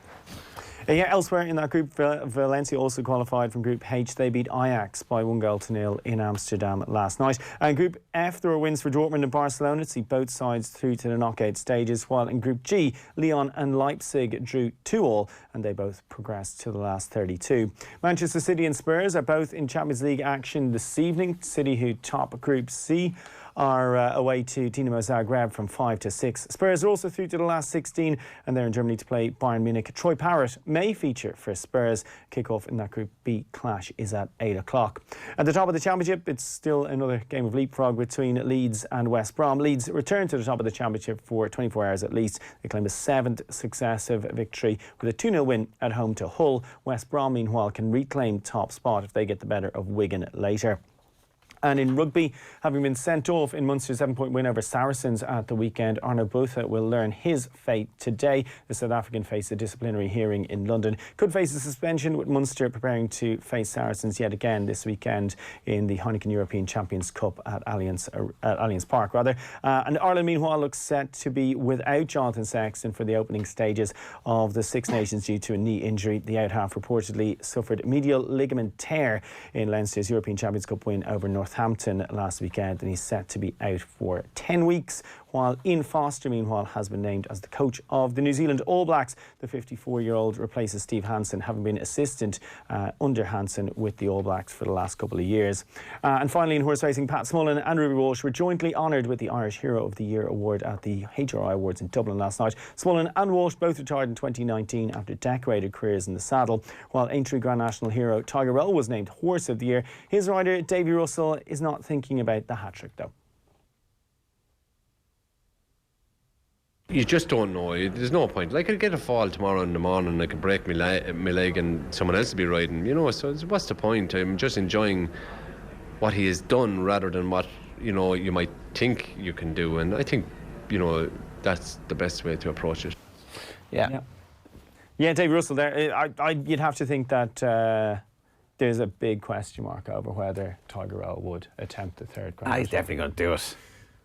Come on. Why wouldn't you? Come on, it's history. Yeah, it's history. Do you know something here? No. I just does all vibes from Jigginstown would suggest that if they deny us this, they will not be considered well by history. Yeah, and I know he doesn't give a shit about that. He as he repeatedly says himself, I don't give a shit about history. Well, but look, the problem is the horse is actually too highly rated at the moment probably for his own ability, and like he's genuinely not one of the top 5 chasers in the UK at the moment. He's rated that. The handicapper, for the sake of the Grand National, can compress the weight. Well, that's what's going to happen. This whole campaign by Michael O'Leary is to ensure he compresses it down as much as is humanly possible. He's going to have a chance, though. So that to give the horse a chance. They'll do that. Of course they will. So he'll have to come down to probably something in the high 160s. Are you into horse racing? No. I was reading the paper there. I was just there were 2 nuns in West Cork. Yeah, you got to keep it Cork, Damien. You got to keep it Cork. It just caught me right there. Great story. 2 Carmelite nuns. I was more interested in horse racing. It's the best entering court photograph ever. I thought it was. Why have they got the stat? They've got the I thought it was like some fancy dress party until I actually started. That's what I thought it was. When I started reading, I goes, "Oh, this is for real." They have a statue and all walking out of court. Yeah. The Child of Prague. Child of Prague. They're like an AO fan in Croke Park, the Child of Prague, except, in court. It's the weirdest picture I've ever seen. Their faces covered. Yeah. So they're just they said they're hoping on God to save them, but God isn't always on time or something was what they said. So I think they're hoping for a few more honestly, days. I was just locked in this story for the last couple of minutes. It's mad. Absolutely mad. Damien, we've been doing this top sporting moment of the last decade. Yeah. What's yours? Larry, for the whole decade, yeah. So you're a golf fan? Golf fan, but I just think that was such an amazing achievement, just the week that was in it, the conditions. He was coolness personified, he was in complete control, and he went straight in a nightclub in his golf shoes. That'll just do it for me, really. There is the case that Saturday performance is the best all-time Irish performance in international sport. He crushes the field. Yeah, it's unbelievable. It was fantastic. I mean, for me, that's it. That and then Katie, a very, very close second. I mean, it's very, very close between the two, but that's my overall anyway. Were you living in London in 2012? I was, yeah. You were, yeah. I was, yeah. I didn't go enough, to be honest with you. I don't know why. But Katie would be very, very close to it as well. Okay, not a bad one too. Right, we're going to bring you this because we brought you a short clip a little bit earlier on. Later today we're going to bring you the full 70-minute chat with the former Donegal footballer Luke Keaney. A really harrowing story about a young man's career cut short, and he's told it for the very first time here to us on Off the Ball. A major part of his story is the financial difficulties that Luke went through initially in 2017, when at that time he was still trying to save his career. He, of course, had to retire. Needed 4 different surgeries in that year alone on his hips due to injuries that he received playing Gaelic football. This is where the GPA stepped in, and you'll hear that they played a crucial role in helping Luke through. I just want to tell everybody about the GPA Former Players Medical and Surgical Intervention Fund. The GPA submits applications to the GAA on the player's behalf, and the purpose of the fund is to assist former senior inter-county players who may require medical or surgical intervention arising from their involvement with their county team. If you're a former player and in need of assistance, you can contact the GPA. So we're going to play you the full thing, available on all of our social channels a little bit later on. He goes through the details of the actual surgeries themselves, and there's a lot of pictorial evidence. Indeed, he's got an Instagram account that you should follow if you've got any interest in this and you want to see any of the specifics of it. This is part 1 here. We're after asserting his history in Gaelic football, so playing from the time that he was 15 in development squads with Donegal all the way up to 25, and the surgeries he underwent. This is the story. It wasn't really until I met Damien Griffin that I kind of knew exactly what I was dealing with. And what I mean by that is that the first conversation I had at 24 was like, you're going to need your both hips replaced at some stage. Now that's in January. This is without knowing exactly what we had to do. So I had to, first of all, I was like, right, I didn't even know there was something that badly wrong. But he's like, right, you're going to need 2 replacements, possibly 3 in your lifespan. I didn't even have a girlfriend. I didn't know where my life was going. I couldn't even think about having grandchildren. And he's like, you have to think long term. You have to think about, your quality of life when you're 70, that you're not in a wheelchair, that you're fit to get up each day, pain-free, put on your socks, walk down the stairs, not after having 3 or 4 replacements, needing crutches. And you're there, you're 24, I'm thinking, I just want to get back playing, not thinking of quality of life in my later years, like. Yeah. And that's just a completely, you know, the mental side of that there and trying to grasp that is something that you're still trying to get around, you know. So then I was left with the option of getting a replacement or the resurfacing. At least there now I have a quality of life that I can, you know, I'm pain-free, I can exercise and get back in the gym, but obviously can't play football. Yeah, so what's that process like? Because coming off that surgery, which is fairly brutal, but obviously it does give you some sense that you're going to be able to walk, and you are pain-free now. Well, you can't play again. No, I can't play again at any level, and unfortunately that's something I'm still coping with and still trying to deal with, and I don't think I'll ever get to it. But it's funny, like, after looking at that, the 8-hour procedure was probably the easiest part, and the week in hospital, and, you know, that's because you know that's what you have to do. It's an aftermath. Like, I had to go and find my own physio. Yeah. You know, Tommy Gallagher did an unbelievable job. I had to get my own strength conditioner. Aaron Kyles, who got me back walking again. You know, and you can see maybe there's some images of trying to... You're walking for the first time? Yeah, first time. So you can see, like, that's my first time after 8 weeks been on crutches. And, like, you can see there, I'm like Bambi. Yeah. But, like, that there is something that, you know, I had to manage on my own. And the big thing is the isolation part that a lot of people don't really understand. You know, from my point of view, is I had isolation of my whole dream was shattered. My inter-county career was gone. All I wanted to do was to play football. I was like, my identification was the Donegal footballer. Here's Luke Keaney, you know, and people in the street, and that's gone overnight. So you're still trying to deal with that. I'll probably never fill that void. It's acceptance, but you have that, trying to deal with that first of all. But then you have the isolation part. Is you're 25 or 25-year-old man that had to leave his apartment, move back home. Like, I was bedbound. I couldn't shower. I needed my family to help me, and that was probably one of the hardest parts of the whole journey. It's like the isolation of being on your own, that you can't, like, carry a plate. Like, you're non-weight bearing, so you can't put anything that you can't put your foot down the ground. You know, I was taking a lot of, you know, painkillers. I was taking morphine to deal with the pain. That was having side effects where I was becoming very angry, you know, and probably volatile. And that was a very stressful point on my family because, you know, you have to move home. My 2 brothers, Jack and David, were doing junior cert and leaving cert. My mum was trying to balance that whole side to keep the whole thing together. You know, my sister was away and she was trying to be supportive, but there was a lot of dark days. And looking back, like, I couldn't even fend for myself, and taking that independence away, and just it's just the loneliness, you know, because no one else can do anything.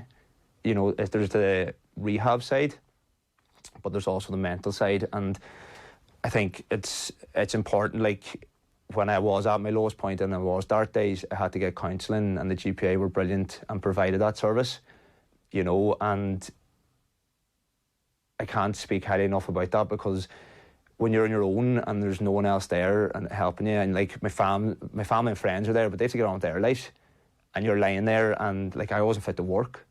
All I could do was lie to watch Netflix or read a book. Yeah. And you're dealing with the pain. So, like, the highlight of my day was trying to do my rehab, but like, I still was dealing with the demons of not being fit to play, and the isolation, and just realising everything that I worked towards since a kid was gone. How did the counselling work for you? What was the, like, is it just a process of talking out? Yeah, I suppose I kind of, because I'm the eldest in the family, you kind of have this kind of idea that you have to be the strongest there. And from my point of view, like, I had rock bottom because I had no support. I had my family and friends, but that was it. And you're there and you're like, you know, you're getting out of bed, and what do you have to look forward to?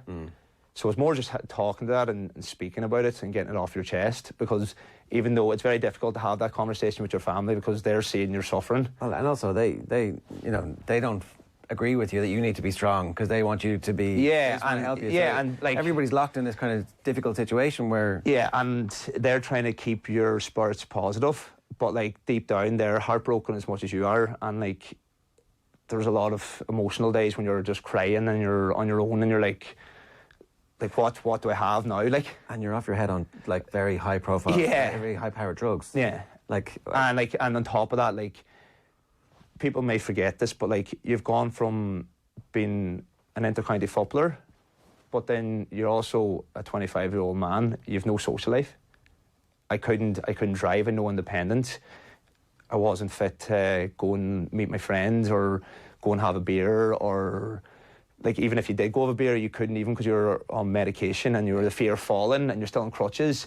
And like another thing is there's a part of you that you're not that you're like kind of ashamed, but like you're meant to be this footballer, and now all of a sudden you can't walk, and you're kind of in your head like that's eating at you, that you're like you should be out there and doing your club and your family proud when you're not fit to even tie your shoelace, like, or put on your socks. Yeah, well, all of which it doesn't make any sense when you actually when you think it through, when you say it out loud, but you can totally see how you get trapped in this situation. And I presume that's where counselling comes in and begins to well that eases the burden, but like you just have to be mentally tough, and you just have to get on with life. At the end of the day, you still have them demons. You're going to be battling that every day. I still struggle to go and watch my club play. Some of my best friends still play for Donegal.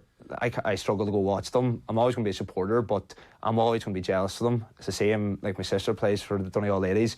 I'm going to support them, but there's a part of them being jealous. Brother plays professional football in UCD, and there's part of me there, that is, why are they fit to do it and I can't anymore, and that's, even though I'm proud and I'm delighted they're fit to do that, that's been taken away from me, and you still have to deal with it. Are you angry? I think at the time, like for them 2 or 3 years, I think time's a great healer, and now come along to see where I've come from, I think the anger's kind of gone away from me. Like, don't get me wrong, I still ask why this happened and what we could have done differently, and hindsight's great that you can look back and maybe if I'd done this, I would have been playing longer, because at the end of the day, even though I had all these operations, a lot of it could have been prevented, and that's probably the hardest part. And there's like, if you're still angry and you're holding on to something, that's just not good for your headspace, and you kind of have to let that go. Like, it's like a grieving process. I'll talk about what you could have done differently in just a minute, but I want to play this clip as well. This is your mum, Deirdre, talking about the impact that had on the family, because I think that's one of the other things that people don't understand, that this isn't just your burden to carry, of course, it's everybody else as well. So have a look at this. Well, the local GA community, certainly in the club here, I think the club has been very supportive insofar as they can be. As in, I suppose probably the biggest hurdle we had to overcome was the finance. The operation had to be financed, because that we had gone quickly, and because the procedure was being taken place over in England, the VHI weren't prepared to cover it fully, and that was a long haul trying to get all those forms and all filled in. So there was a huge sense of the financial worry, and the club obviously couldn't have come up with that worry. But once the operation was over, the club was very, very supportive and constantly calling out. I have to absolutely mention the chairperson, Deborah Lacey. She was totally, used to come out to Luke and bring him presents and see was he okay and ring him up. And the club members, the footballers in the club were superb, always in contact with them. From a county board point of view, I could not say they were supportive. I could say there was no contact. There was nobody from the county board, made a phone call, made a text, rang Luke up to see how he was. There was people I would have met since, been at AGMs, and would have known that I was Luke's mother, and they never once came and said, how's Luke, we heard he had bad injuries. So from that point of view, it was disappointing. Disappointing for Luke also. I don't really expect, I suppose, now at this stage of my life, I don't really expect people to be coming running after you with money or with support. But I feel for Luke that Luke had played football with Donegal since he was 15. He'd been on a minor squad, he'd been on the under-21 team, he'd been with the senior team. And for nobody on the county board to come forward and even pick the phone and say, look, how are you doing? Now, except, and I have to say, the county manager, or the Rory Gallagher, was in constant touch with him, and they kept up to date, but that was it. Now, sorry, I have to say, the footballers as well on the team were in touch with him and were very supportive of him, constantly asking how he was getting on and ringing him up and texting and, Facebook, all of that. But the actual county board committee, no. He was like Luke's dream for when he was 8 and 9 was always to play for Donegal. He always was, every night I'd say going to bed, he used to have this footballer's prayer beside his bed, and I'd say he said it every night, and his dream was always to play for Donegal. And more than the others, I think he was so passionate about Gaelic football. And then I think that sense of disappointment for him, that, he probably never got a chance to be the brilliant player he could have been. That this injury was now, he wasn't even going to be able to play with his club. And I think that was a huge, huge blow. For him, for me, it was his disappointment. Not that I wouldn't see him lining out again, although that was disappointing, but that his dreams couldn't be realised. That was the biggest hurdle, I think, for me.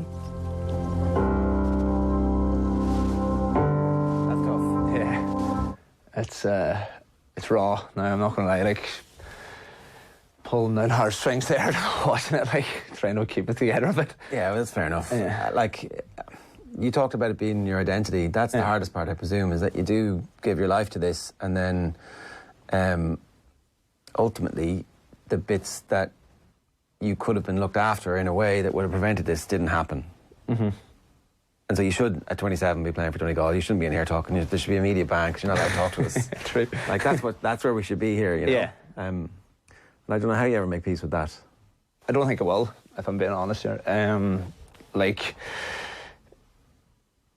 You just want to go out and try and educate people and make sure that what's happened to me doesn't happen to anyone else. And I suppose I'm kind of hoping that sharing my story and, documenting it and, hopefully raising a bigger issue might make sure that this doesn't happen to anyone else. And that's probably the whole aspect of today and where I'm kind of trying to go with it, because this journey, there was a lot of dark days and no one should really have to go through that. We didn't even talk about the fact that we talked exclusively so far about your right hip. The left hip, you had to have surgery too and recover. Yeah, so what had happened then, when I got the resurfacing, I had 8 weeks of rehab, or 8 weeks in the crutches, and then another 4 or 5 weeks where I had to build up my right side to then get my left one done. So what happened then was I got keyhole, and then I got because my cartilage on my right side was completely gone, I had to get the resurfacing. But on the left side, there was a 3-inch segment off it that was gone. Yeah, that's the resurfacing, so gruesome enough. But what they did was they drilled into the actual ball part to create new red or blood cells to create so what they did was put a stem graft in. I don't know if we can get the image up of it, but you can see then they would drill in and that would create new blood flow that would speed up. So it's like an artificial cartilage. So and then they shaved off the ball and the socket. So that operation that I got done on my left side, if my hip wasn't so badly damaged, I still be back playing at some level. You could have got that done on your right side much earlier before it degenerated totally. Of course, yeah. Right, okay. And what would fix that in future? When you're saying that you're telling this story to prevent this from happening again, load management, so not allowing somebody to play for 10 or 12 teams over the course of a 14-month period. Where every manager wants them to play and is saying, well, come on, you've got a scholarship here, you've got to play, this is the club, you've got to play, this is your county team, you've got to play. Everybody wants you to play.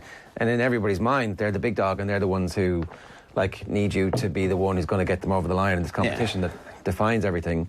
What if you could tap yourself as a 16-year-old on the shoulder and say, right, Luke, this is what you're going to do to make sure you've got the ability to play with your grandkids or to continue to play for 4 Masters, what would you be saying? Well, that was the first question I asked Professor Griffin the first time I met him. I was like, why me? Or why has this happened?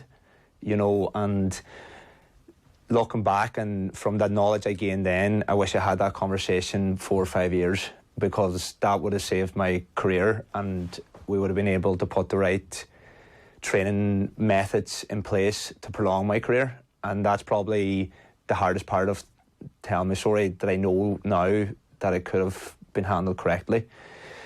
And It's very difficult to pinpoint where or what you can actually do, but the big thing from chatting to him was that as a 17 to 22 in the GA, we load our players. So instead of, say, in England or, say, in a professional environment, they have one team and they're pulled away from everything else and they're controlled, and that manager has the final say on that, and their whole medical team works around that. In the GA, you have 3 or 4 different, maybe 5 teams in 1 year, and they're pulling at you, and there's no communication from the manager. There's no one controlling your load.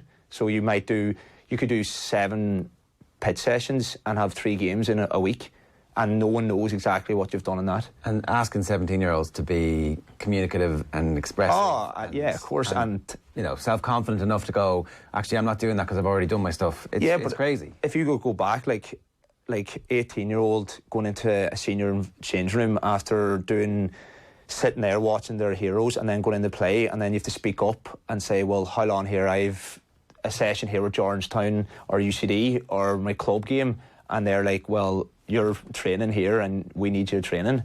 And that's the bigger issue, because no matter if you have a 10-year lifespan at inter-county football, you might have 4 managers, and then 4 managers want to get the best out of you.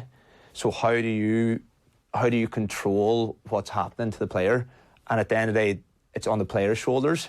They need to speak up, but we, and no one now, the GA, need to take that off their shoulders. Yeah. And, you know, we need to make players aware that they need to speak up and be stronger, and through the GPA's, you know, reps and the support there, they need to educate the players that they need. But that's only one side of it. You know, is there a case to say that, like, we have a central area where all the data is stored on players, but like that's talking thousands, you know, and like GDPR issues and consent, and maybe players have an app where at the end of every session they put it on, but then again it's on the player's responsibility and they forget to do it. Yeah, but like how, like a club team, how do they control it? They've no GPS. Like if you're in a professional environment, your load's managed by that's a person's job to control that. Yeah, inter-county teams have that now, and that's great, but universities don't, and the inter-county teams aren't going to share with the universities, and the clubs aren't going to share with the county teams. So it's a communication issue as well as a training load issue. A personalised training programme, would that have worked for you? Yeah. Well, after speaking to Professor Griffin and knowing that there was underlying issues there that maybe could have been handled correctly, but until you actually know what's there. Yeah. So, like, for an example, the first time you had hip pain, you should have had the MRIs. Yeah, like if you're a player at a professional environment, right, you're an asset to them, so they're going to make sure that, you know, you're performing at the best level, right? So they do every single test. There's no cost to it. They're just making sure you're a thing. In the GA, you know, if you're not every player, if you're going to the medical team, you've soreness here, they're just treating the pain. And it's not because they would love to send everyone to them, right? That's back down to the medical side of the facilities aren't there, or it's costing X amount, and that goes back to then a county board paying for that. Yeah. You know, like, wouldn't it be great that, like, there was a whole facility that any injury, you just go in and it's covered, and you don't have to worry about that. Yeah. Where, say for me, I had to go and worry about how I was going to pay for it and how I was going to get that money back, you know. And I suppose I didn't really touch on that, but like,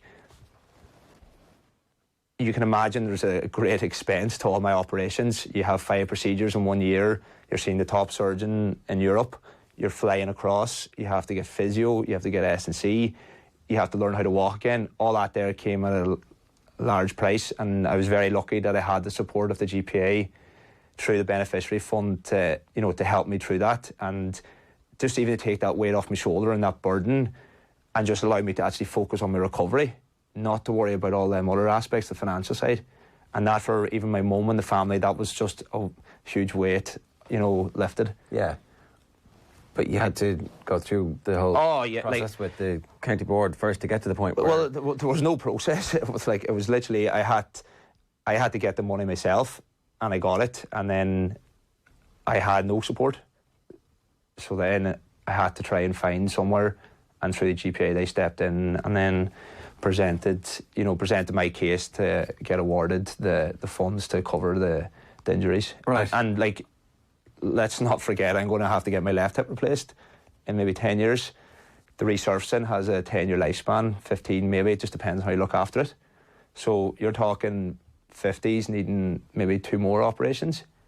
And then potentially, depending, like, hopefully in that time, the science and the equipment has got better, so it might last longer. But this is the realisation that I have to face. So even though I have had all these operations, I still have to take care of them. And you'll have to have them again? Yeah. Right. That's difficult to deal with, I suspect. Mm-hmm. It's not like... But, again, we all in life have setbacks, and we all get knocked, and we're all going to have our own issues, so you just have to...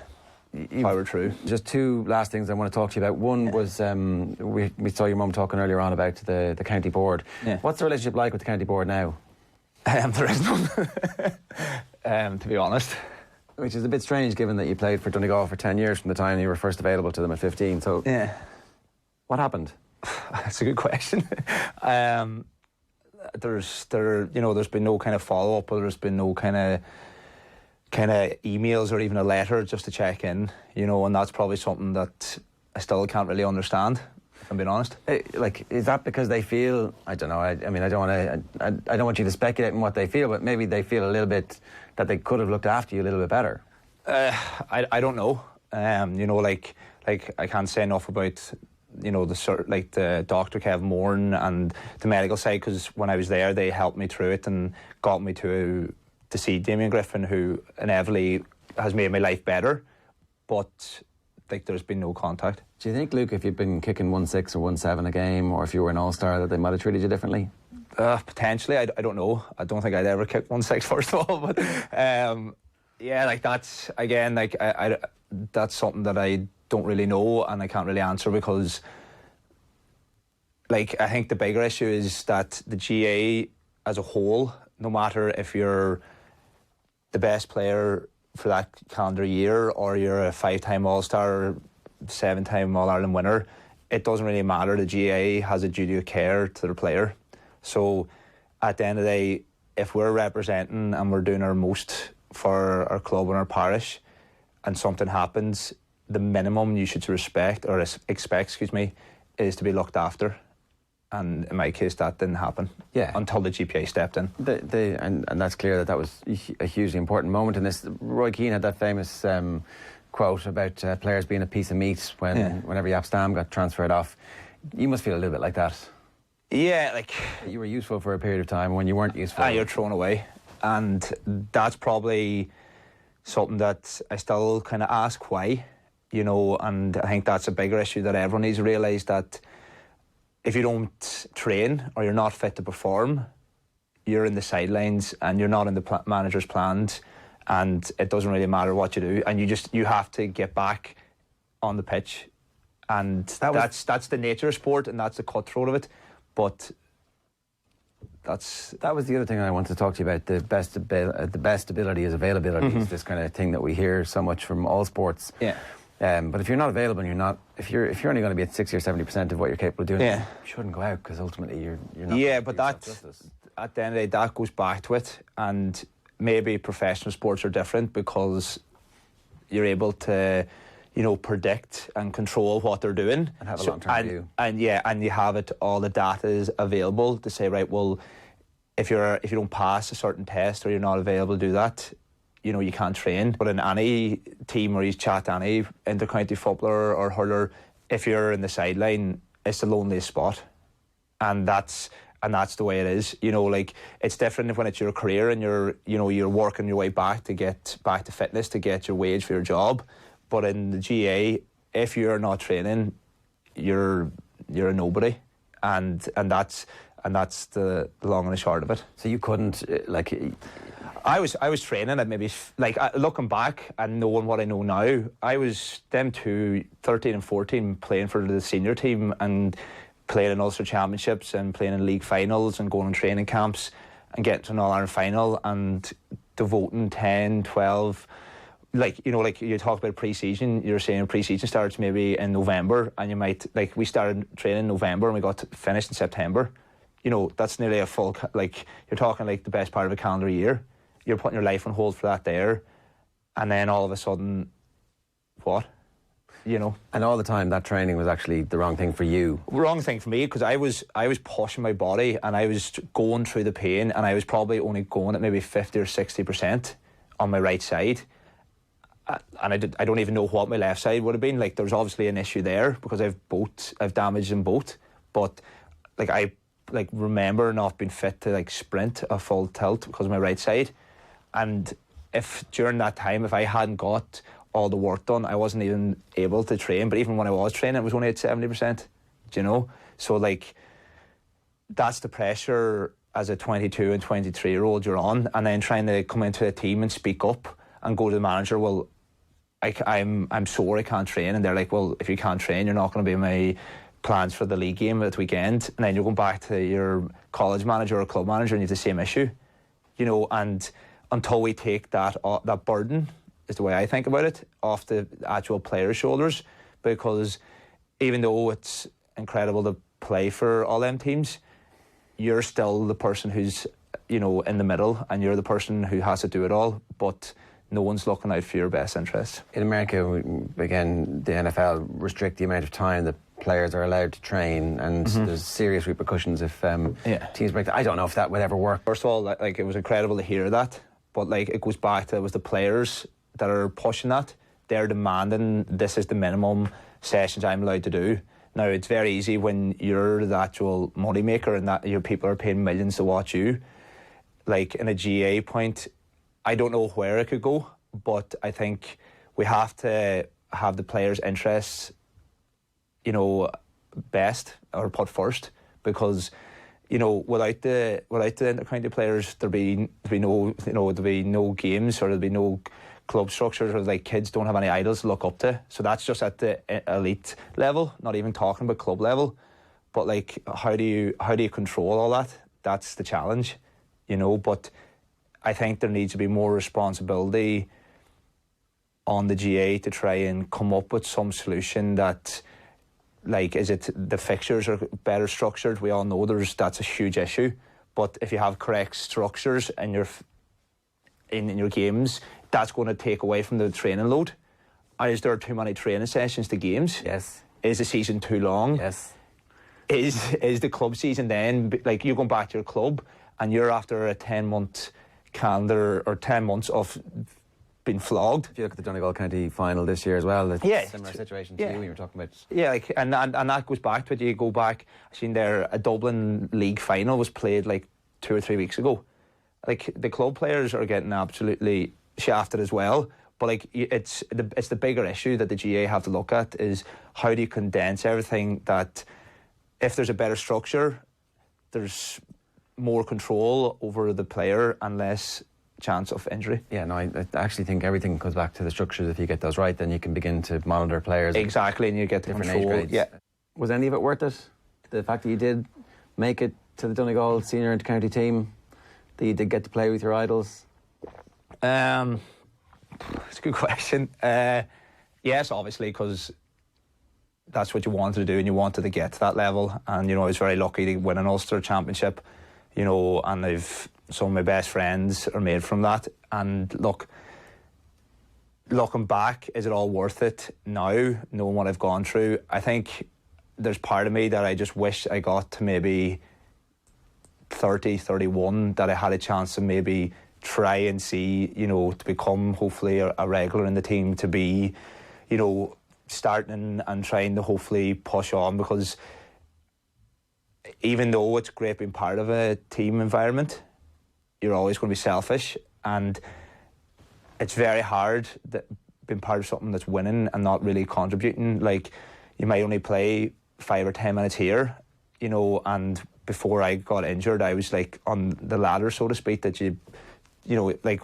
I was fortunate to play with some of the best players Donegal's ever produced, an All-Ireland winning team, you know, all-stars. You know, you have Michael Murphy, who's probably one of the best footballers ever to play the game, you know, and you're honoured to be in that environment.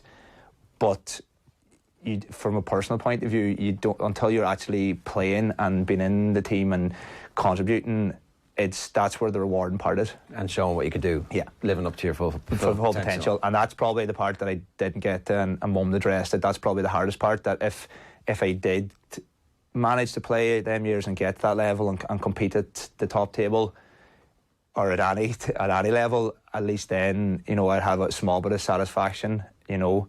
And I think when I did get, like, kind of look at it, when I was getting to the worst stage, you're on an upward trajectory and you're thinking, right, you know, in 14, you know, we got to the Sigerson final. I'd won an All-Star with the college that year, played in the league final, debut in the seniors, and you're getting to another final. You're thinking, right, this is the way it's going, and then all of a sudden you just fall off the cliff and bang, your dream's over. So to answer the question, still, that's probably the hardest part.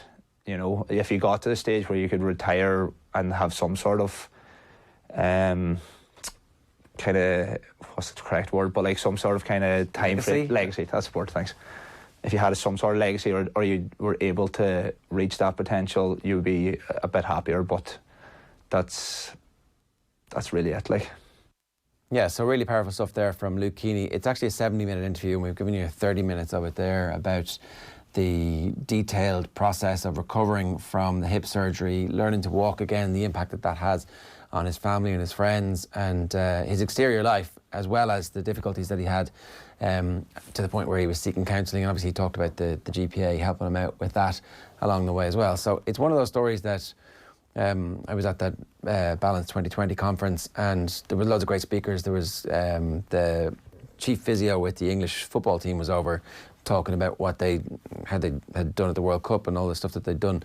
And it was really fascinating, very interesting. The guy from the NFLPA was over, but the single most compelling speaker on the day was Luke, who had his story about what happened to him and the difficulties he had walking after training, and how, you know, there's a clear correlation between the amount of training and the injuries, and just we haven't had enough of an assessment of the responsibilities that we have to young players when they're playing on minor teams, college teams, under 21 teams, club, county, college. Like, we might be asking them to do a bit too much. And I know this is actually something that the GA just had a launch yesterday, where Michael Dempsey and Brian Cuthbert were both speaking about just reducing the amount of competitive pressure that we have on kids from, you know, so there'd be no more no competitive inter-county up until under-17s. They would remove the under-17 All-Ireland from All-Ireland final day, because they don't think it's a good idea to have 50,000 people at matches that kids are playing in. But beyond that next age grade, where we are asking the players to play for every team that they're on, to represent the scholarship, to represent the club, on the under-21 team, under-20s, and the senior team, and the county team, it's too much. Yeah, it's a bad phrase to describe it, but he was almost in the sweet spot of where a player is in terms of their age and where they are in terms of their education. There's nothing sweet about it, obviously, but he had all these different things going on, and that is the workload that comes with the territory, and that is the stark reality of where we're at. That, like, I'm surprised that we haven't heard more of these stories over the past few years. Like, I'd never heard of this until until that conference that you mentioned, and it's astonishing, really. But the kind of worrying thing is that it's not surprising given what we've seen. Now, I guess there have been small improvements with regards to the calendar and how things are being adjusted, like a condensed Sigerson, or like a moving forward the club finals. Granted, that's the very tip of the iceberg stuff, and very few people being affected by it. And perhaps maybe even that's not even the right answer to this specific question.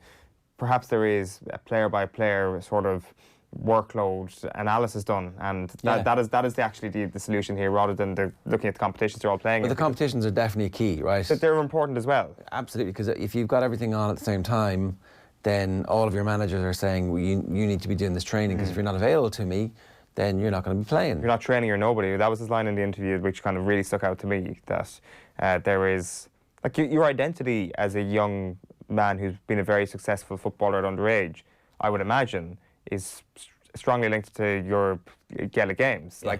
Like granted, we can all kind of preach from the mountaintop saying, well, you know, everybody has their own individual identities. Just because you play football doesn't mean you are a footballer. But it's a huge part of who you are. And for you to kind of have that opinion that if you're not training, you're nobody, that is, it's not an existential thing to think about, but it's borderline. And for that to be questioned is hugely damaging. And obviously, you know, he's had to put himself through something that has been hugely detrimental to his health. And it's a very, very important story. You just hope that the right things might be done. And there are numerous things that can be done.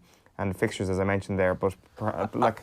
Two things. I hope that more people come forward and tell us their stories as well, because I know that this is actually something that is happening, that there are a slew, and I don't want to overstate it, but there are a number of GA players who end up with the type of hip operations that Luke has had, and similar or lesser, or sometimes full hip replacements are now being carried out on players who are just retiring or who have been forced to retire early.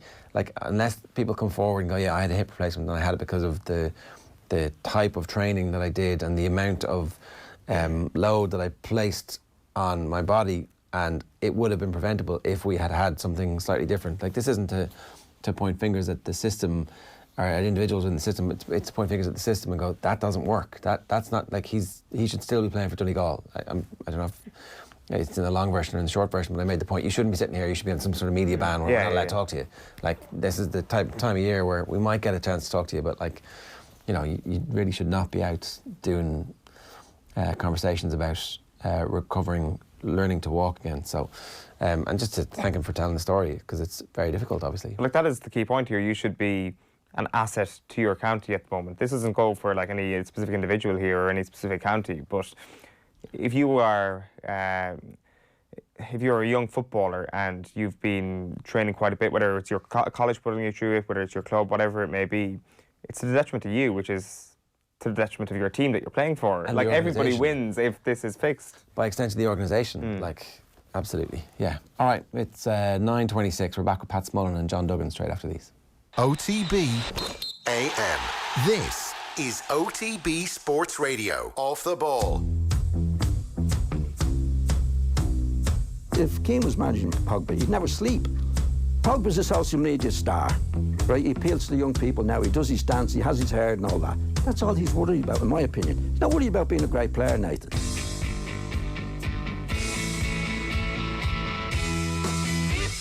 Off the ball. Weeknights from 7 and weekends from 1.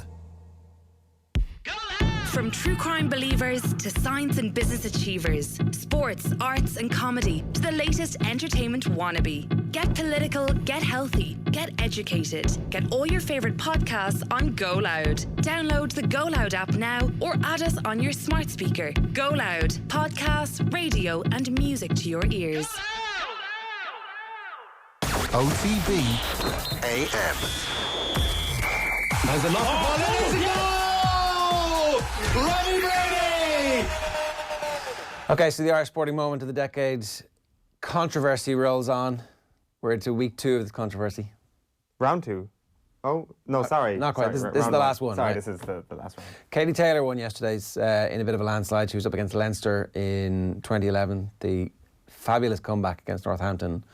A worthy round of last 16, maybe even a worthy quarter-finalist, but you come up against the juggernaut that is Katie Taylor winning the gold medal in the Olympic Games in 2012, and you realise that, you know, you're on a sticky wicket. Yeah, Katie Taylor in 2012 was a bit of a better opposition than Northampton in 2011, I dare say. Shane Lowry, that's interesting. Damien Delaney early on, he reckons Shane Lowry is going to give Katie Taylor a run for his money. Her money? I would say so. I would say that those two are the front runners. If you had to power rank them, I would actually totally agree with Damien on his 1 and 2. Okay, can we have a look at the bracket again, because we're through to the last one here. So we have Shane Long versus the O'Donovan brothers. We have Le Drop of Johnny Sexton versus Shane Lowry, and they're on the same side of the draw. So Shane Lowry versus I think Long, and Shane Lowry is going to be in the final for me on that side. On the other side, I think Katie Taylor is going to end up going the whole way. She's going to be up against the winner of this round, which is Galway winning the All-Ireland. We've got the picture of Micheál Donoghue with his dad, and Stephen Cluxton's point. So this is kind of unfair because it's Cluxton's point, which is one of the greatest moments in Gaelic football history, versus an entire All-Ireland hard to get. You know, which bit of the All Ireland is it? Is it? It's salvation for Joe Canning. I didn't think Galway should even be in the 16. To be honest, I think it's going to be possibly the most clean cut. Actually, yesterday was very clean cut as well. There was Leinster 2011 isn't even in the same category as. What was the score? I don't know. 70-30 or something like that. 74-26. Like 3-1. Galway's All Ireland is not on the same level as Dublin's in 2011. It's like why not? Just simply. Why not? I mean, it's a longer famine for Galway. Yeah, like, come on. Yeah, okay. The famine thing and the Micheál Donoghue moment with his father is very touching. Joe Canning getting his All Ireland. Joe Canning getting his I mean, it was important. It was important. Like there's. I don't know. I just think that there was. You win All Irelands all the time. I don't want to. You come from that culture where it doesn't really matter. It's not that big a deal. The rest of the country. I don't want to focus on what could or couldn't have, or shouldn't or didn't make it. But I thought Limerick's was a superior moment in the hurling decade. Sheahan O'Donnell's hat-trick was a superior moment in the hurling decade. I'm just making that argument. That's how. Would you have given them a chance against? Still no. Stephen Cluxton against 2011 is above all those moments. Because you're a Gaelic football fan. I'm a Kerry fan, and I'd rather this thing just didn't exist ever. So this is not a good moment. It's still painful. It's still something you don't talk about. You know, it's our red wedding. That's what it was. I mean, yeah, because it gives birth to everything that happens afterwards. That's the issue as well. Birth of Frankenstein's monster. It came for you in your sleep and crushed you relentlessly again and again and again. Exactly, it was a repetitive crushing. It's amazing what happens when you give a dub actual reason to be confident. That's what happened in 2011, and it spelled the end for all us mere mortals. Yeah. Well, thanks. You've done everybody some service there on. Right, that is it from us this morning here on OTB AM. The full 70-minute interview with Luke Keaney will go out across all of our podcasts and social channels today. We'll also bring you the rest of the story and Off the Ball tonight on the radio and News Talk. Remember, the OTB AM podcast is also available. It's fully time-stamped, so you can flick through.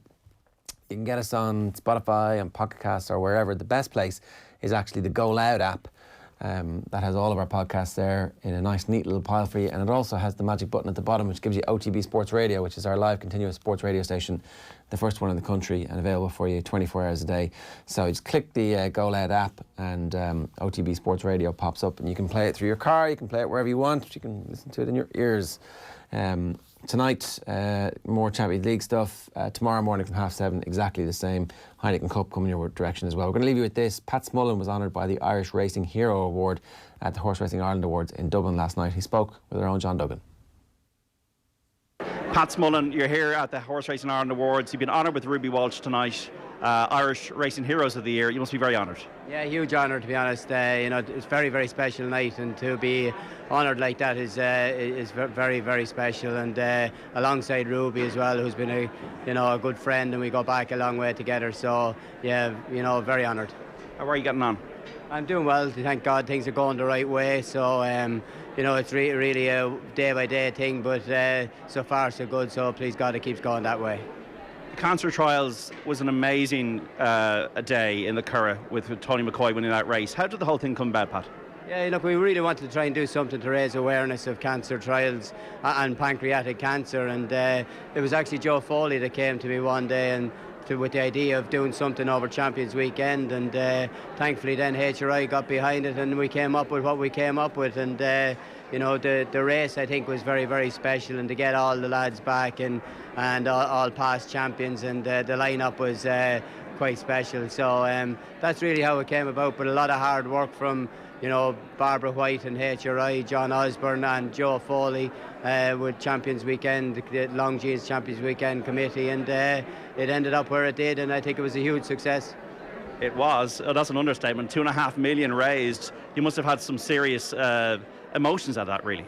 Yeah, it was very, very special, but it just shows racing and our industry and our breeding and racing industry in a very, very positive light, and in the time of need, when something that is very, very important and needed getting behind, everyone rode in behind it, and I think it was just Irish racing was a winner as well as Cancer Trials Ireland, so I think that was very, very special.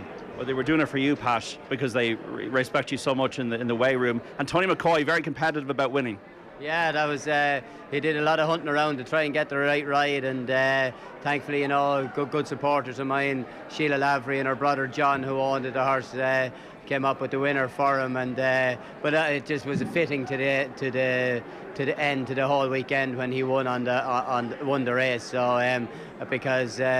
You know, I don't like him, but he is a 20 times champion jockey, and you know, a lot of people were there to see him, so it all worked out well in the end. You've hung up the saddle now. Was Harzan the best day, winning the Epsom Derby? No question. You know, it's the highlight of my career. You know, the old cliche, or you know, when you're a young boy, you dream of winning the Epsom Derby, and you literally can only do that when you're a kid and an apprentice, and his dream of winning a race like that. So to make that a reality was hugely special, and you know, I'm just glad it came along at the right time in my life and in my career, where I really appreciated it.